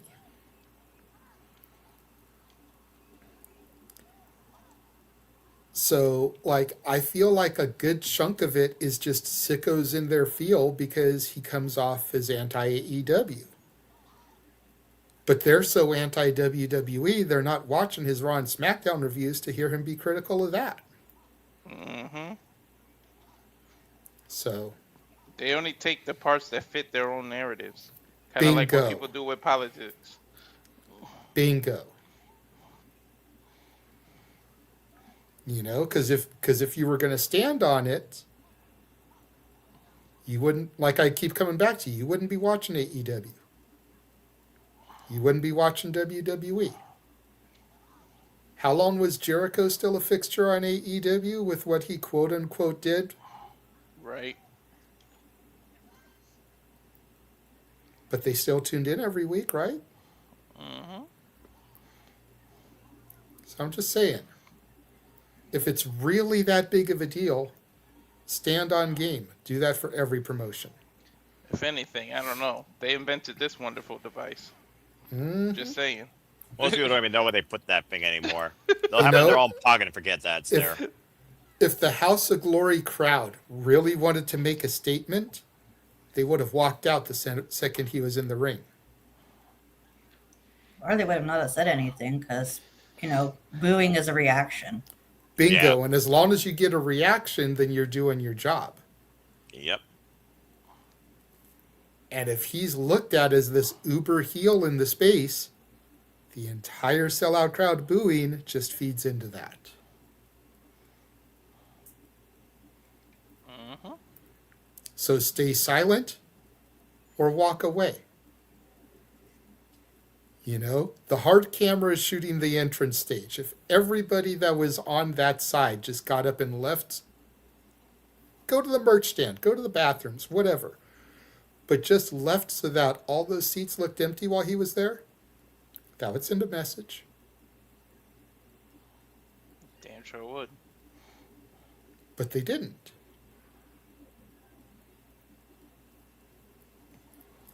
So, at the end of the day, like we've said here a few times tonight, I'll go ahead and I'll echo the sentiment one more time before we move on and start to get out of here. Support the wrestlers. Support the talent. Don't pay attention to the brand. You know, and it's a phrase as old as time. Let he who is without sin cast the first stone. Yeah, it's just like people that love hate a wrestler when they're in one company. Well, all of a sudden they're your favorite wrestler when they join the one you like. Mm-hmm. It's like all the people that quote unquote hate Blake Monroe because Mariah May doesn't exist anymore. Noah's not one of those people. He's told you that that's one of the only things that keeps his interest in my NXT. Mm-hmm. But how many people do you see on social media talking about the Toni Storm promo where she said that she casts her into mediocrity? Oh god, that happens way too much. It's like every time she's on NXT, I'm like, guys, fucking hell, she made her choice. Be happy, and you know what's funny? These people who are doing this shit don't even watch NXT. They're just doing it to fucking shit on WWE because it's the cool, fun thing to do. Well, again, you got a keyboard. You feel like you feel like Tell you got me a when I'm keyboard. telling lies about that shit. You got a keyboard. You feel like you're the most powerful thing in the world. Where at the end, you're just a weak dick bitch. Mm-hmm. Damn. I'm glad that Ash is here because she sees it as much as I do, because she scrolls like I do, and she can confirm that I am not telling lies. You both are fools that scroll. I don't. In all fairness, Noah, in all fairness, I will give you a little bit of that statement. Let's not forget that I do run an account here that needs to promote and publicize what we do. I have to scroll. That's your I sacrifice. have to stay in the know of the news and the goings on, so we have topics for Saturdays. I don't That's have your that sacrifice, excuse. I'm not just mine. an addict. I have to, much like Aaron Rift has to. That's your living. I'll stick to IT. And that's fine. But I'm just saying, it's not like I have the luxury to not, because I need to stay up on the news and the rumors. Give me a little bit there. Yeah, fine. I'll give you a little bit. Not much, but a little. So that is going to wrap up the main event topic. I am going to run one more quick trailer, a slightly different one. No, it's not the WrestleMania one. That will definitely be coming soon. But I decided to throw a trailer in for my channel and all the stuff coming up, just to spice things up a little bit, bring a little different flair. We'll come back, we'll do our shows, and we'll get the heck out of here. We shall return.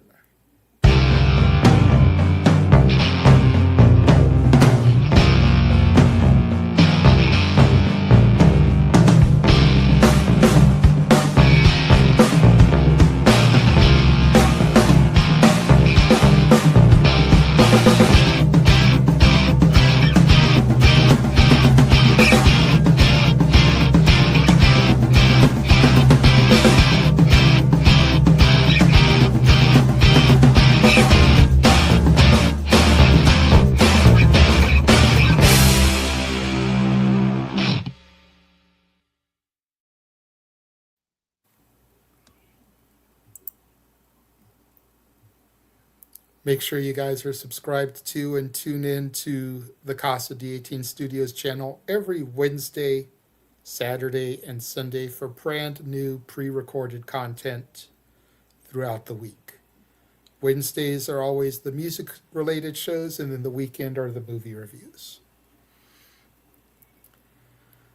All right, let's go ahead and get to the shills.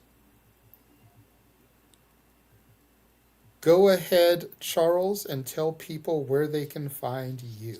Yeah, you can follow me on Twitter at 2doggrand. Short, easy, and to the point. Yep, and the reason why I got that name is because the mother thing I was growing too tall. So there you go. Just random. Ash. You can find me on Twitter at ShadowBadAsh because I'm a glutton for punishment and I'm an addict and I need to stop going on that goddamn app every chance I get. And subscribe to my YouTube channel at Batty for Wrestling. Don't be a fucking dickhead. Dickhead. Make sure you subscribe to the He Man James Hebert. Follow him on Facebook at James He Man Hebert. Follow him on X and YouTube at jhebertside95. Follow our resident Pink Ranger, Datilla, at Datilla_ on X. Rangers of Wrestling on Twitch, Instagram, and YouTube. Walter. You can find me not boycotting any wrestling company because we have to call them all. But you can find me on Ranger of Wrestling on YouTube, the Instagram Walter.Cruz.940, and of course on X at Walter Alex Cruz. Please subscribe. Noah. I barely freaking social as it is and interfaceable. But if you want to try and find me, if nothing else, the Power Prediction Leagues, find me if you choose, and Foster 1916 on the X and on YouTube, where I'm not only with these yahoos regularly, but I am truly nothing more but the simple man, a lifelong fan of professional wrestling. Damn it. Not the companies, but the worker. Again, truly I'm nothing more but the simple man and a lifelong fan of professional wrestling. Damn it. Again, reminding you, there are no winners, there are no losers, there are no betters. Just fans love opinions, this passion we all share. At the end of the day, folks, support one another, respect each other, protect your mentality too, especially off that cursed app.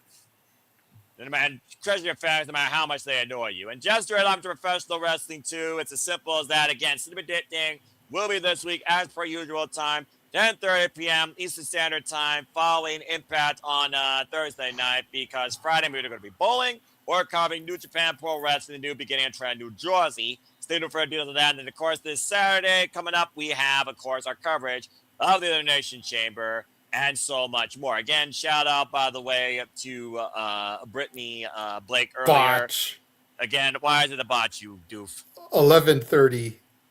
11:30. What's 11:30? Because doesn't Impact go from 9 to later 11. time now? Yeah, 9 to 11. Oh, fuck AMC and fuck this Impact and fuck. You know what? There he goes. Triggered again. You're getting me triggered again. I'm not trying to trigger. I'm I know I'm you just are. correcting you. I appreciate Just trying to it. correct you, because if people tune in at 10:30 expecting to see Simply Predicting, That's fair. it's not another hour. Fuck me. Fuck the shit. He's got you there. Yeah. Again, fuck this AMC era, but that's a whole different conversation for another day on so many levels. But yes, 11:30 p.m. Eastern Standard Time. Thursday night will be Simply Predicting Elimination Chamber. And again, we'll be covering the beginning, maybe live, maybe delayed. Depends if I'm bowling or not, because I don't think anyone else is shooting on pro wrestling strong as me or have the wallet. And then Saturday, of course, we're covering the Elimination Chamber. So stay tuned for that and so much more this upcoming week here at the Simple Studios on the watch-along schedules and content and other stuff too. And it's truly as simple as that. Again, shout out to Brittany Blake earlier. It was a phenomenal conversation with a great free spirit and professional wrestler that pulled out Mania Champion. You all can watch that, of course. There'll be a link in the description down below, at least on my YouTube channel. And again, you can follow me on social media. There will also be in the links down in the description as well on my YouTube channel. And again, you'll find a playlist actually for the interviews we've done so far for Pull Down Man on my YouTube channel as well. And stay tuned for the upcoming interviews that the Renegade will now promote, as he is about to bid us all on behalf of everybody at Fine I Do. But until next time, as always, folks, like Ashes, don't be a dickhead. And like I try to encourage, just try and fucking enjoy wrestling to your best benefit if you truly do love this business for the workers and not the companies, not the controversial midgets, giant meatheads, stupid people that don't know how to keep their fucking mouth shut or they're dick in their pants. And for those that truly cause you absolute insanity or think they might be a racist, there's more to life than holding those grudges and having that take away your freaking spirit for this business. As simple as that. And shout out to Cheryl. Patty. And then you can follow me on Instagram, the Renegade JJ Williams, YouTube Casa D18 Studios, X ROWJJ Williams and Casa D18 Studio. No S on the end of the X account.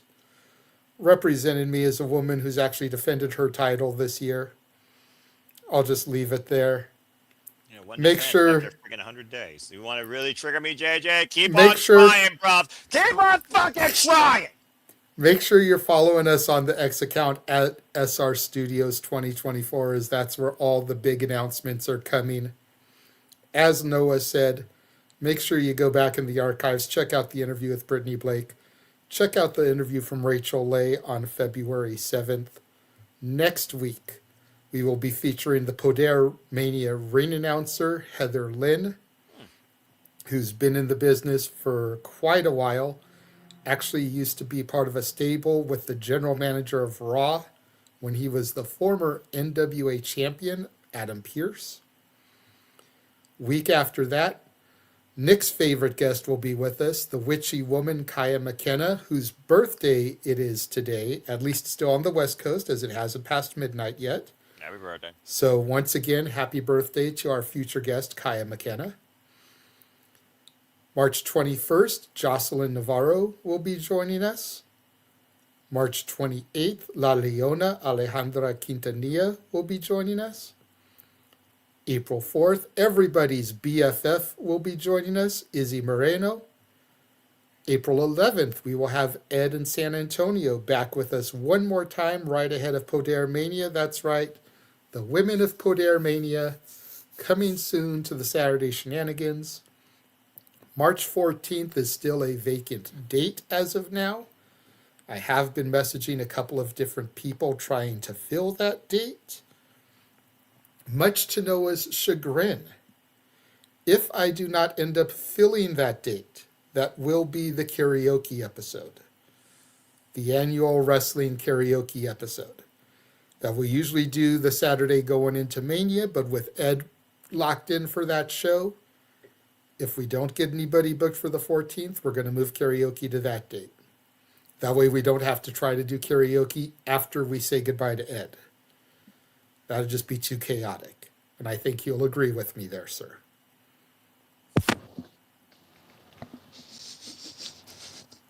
He's trying not to respond to you, JJ. I know he is. I know he is. But secretly, deep down secretly, it's one of the karaoke's that he actually looks forward to every year because he enjoys doing some of the wrestling theme songs. Very few that actually are relevant versus this current generation where AI could be more creative than Def Rebel and Sona AI could actually sing. Again, Wilson's theme is awesome. I don't know how, but it is. Fucking K-pop. You stupid. can The Again, whole entrance is awesome. Like it's kind of like Take on Me, like that weird sketchy. Like it's kind of cool. 80s new wave inspired, yeah. With also with the hit of British girl pop too. it's There's ridiculous. the flaw. It fits him. It works So- though. So, again, thank you for everybody who has been with us this evening. Thank you one more time to Brittany Blake, who gave us over an hour of her time. Very generous. If she hadn't been East Coast, we probably could have gone a little bit longer with her. Probably. Because at the point we cut it off, we were basically just shooting the shit with her. I had exhausted my questions, I knew you did. I and was the we one were that just brought kind up of the free flowing. Good My grief. wife was behind me asking her to ask her a bunch of Sailor Moon questions. I'm like, we're over with. It's not a pop culture podcast. Do that with Attila and Ash. What is with you, Noah, against pop culture? God damn. The lab is fucking flawed. So, anyways, thank you to everyone that tuned into that. Thank you to everyone who's been here for 2.5 hours tonight almost. We appreciate all of you guys joining us and tuning in. For Nick, for Charles, for Ash, for Datilla and James, for Walter, for Noah, and for myself. Thank you all for joining us and tuning in. We will catch you guys next time. Have a good evening. Have a good night, folks.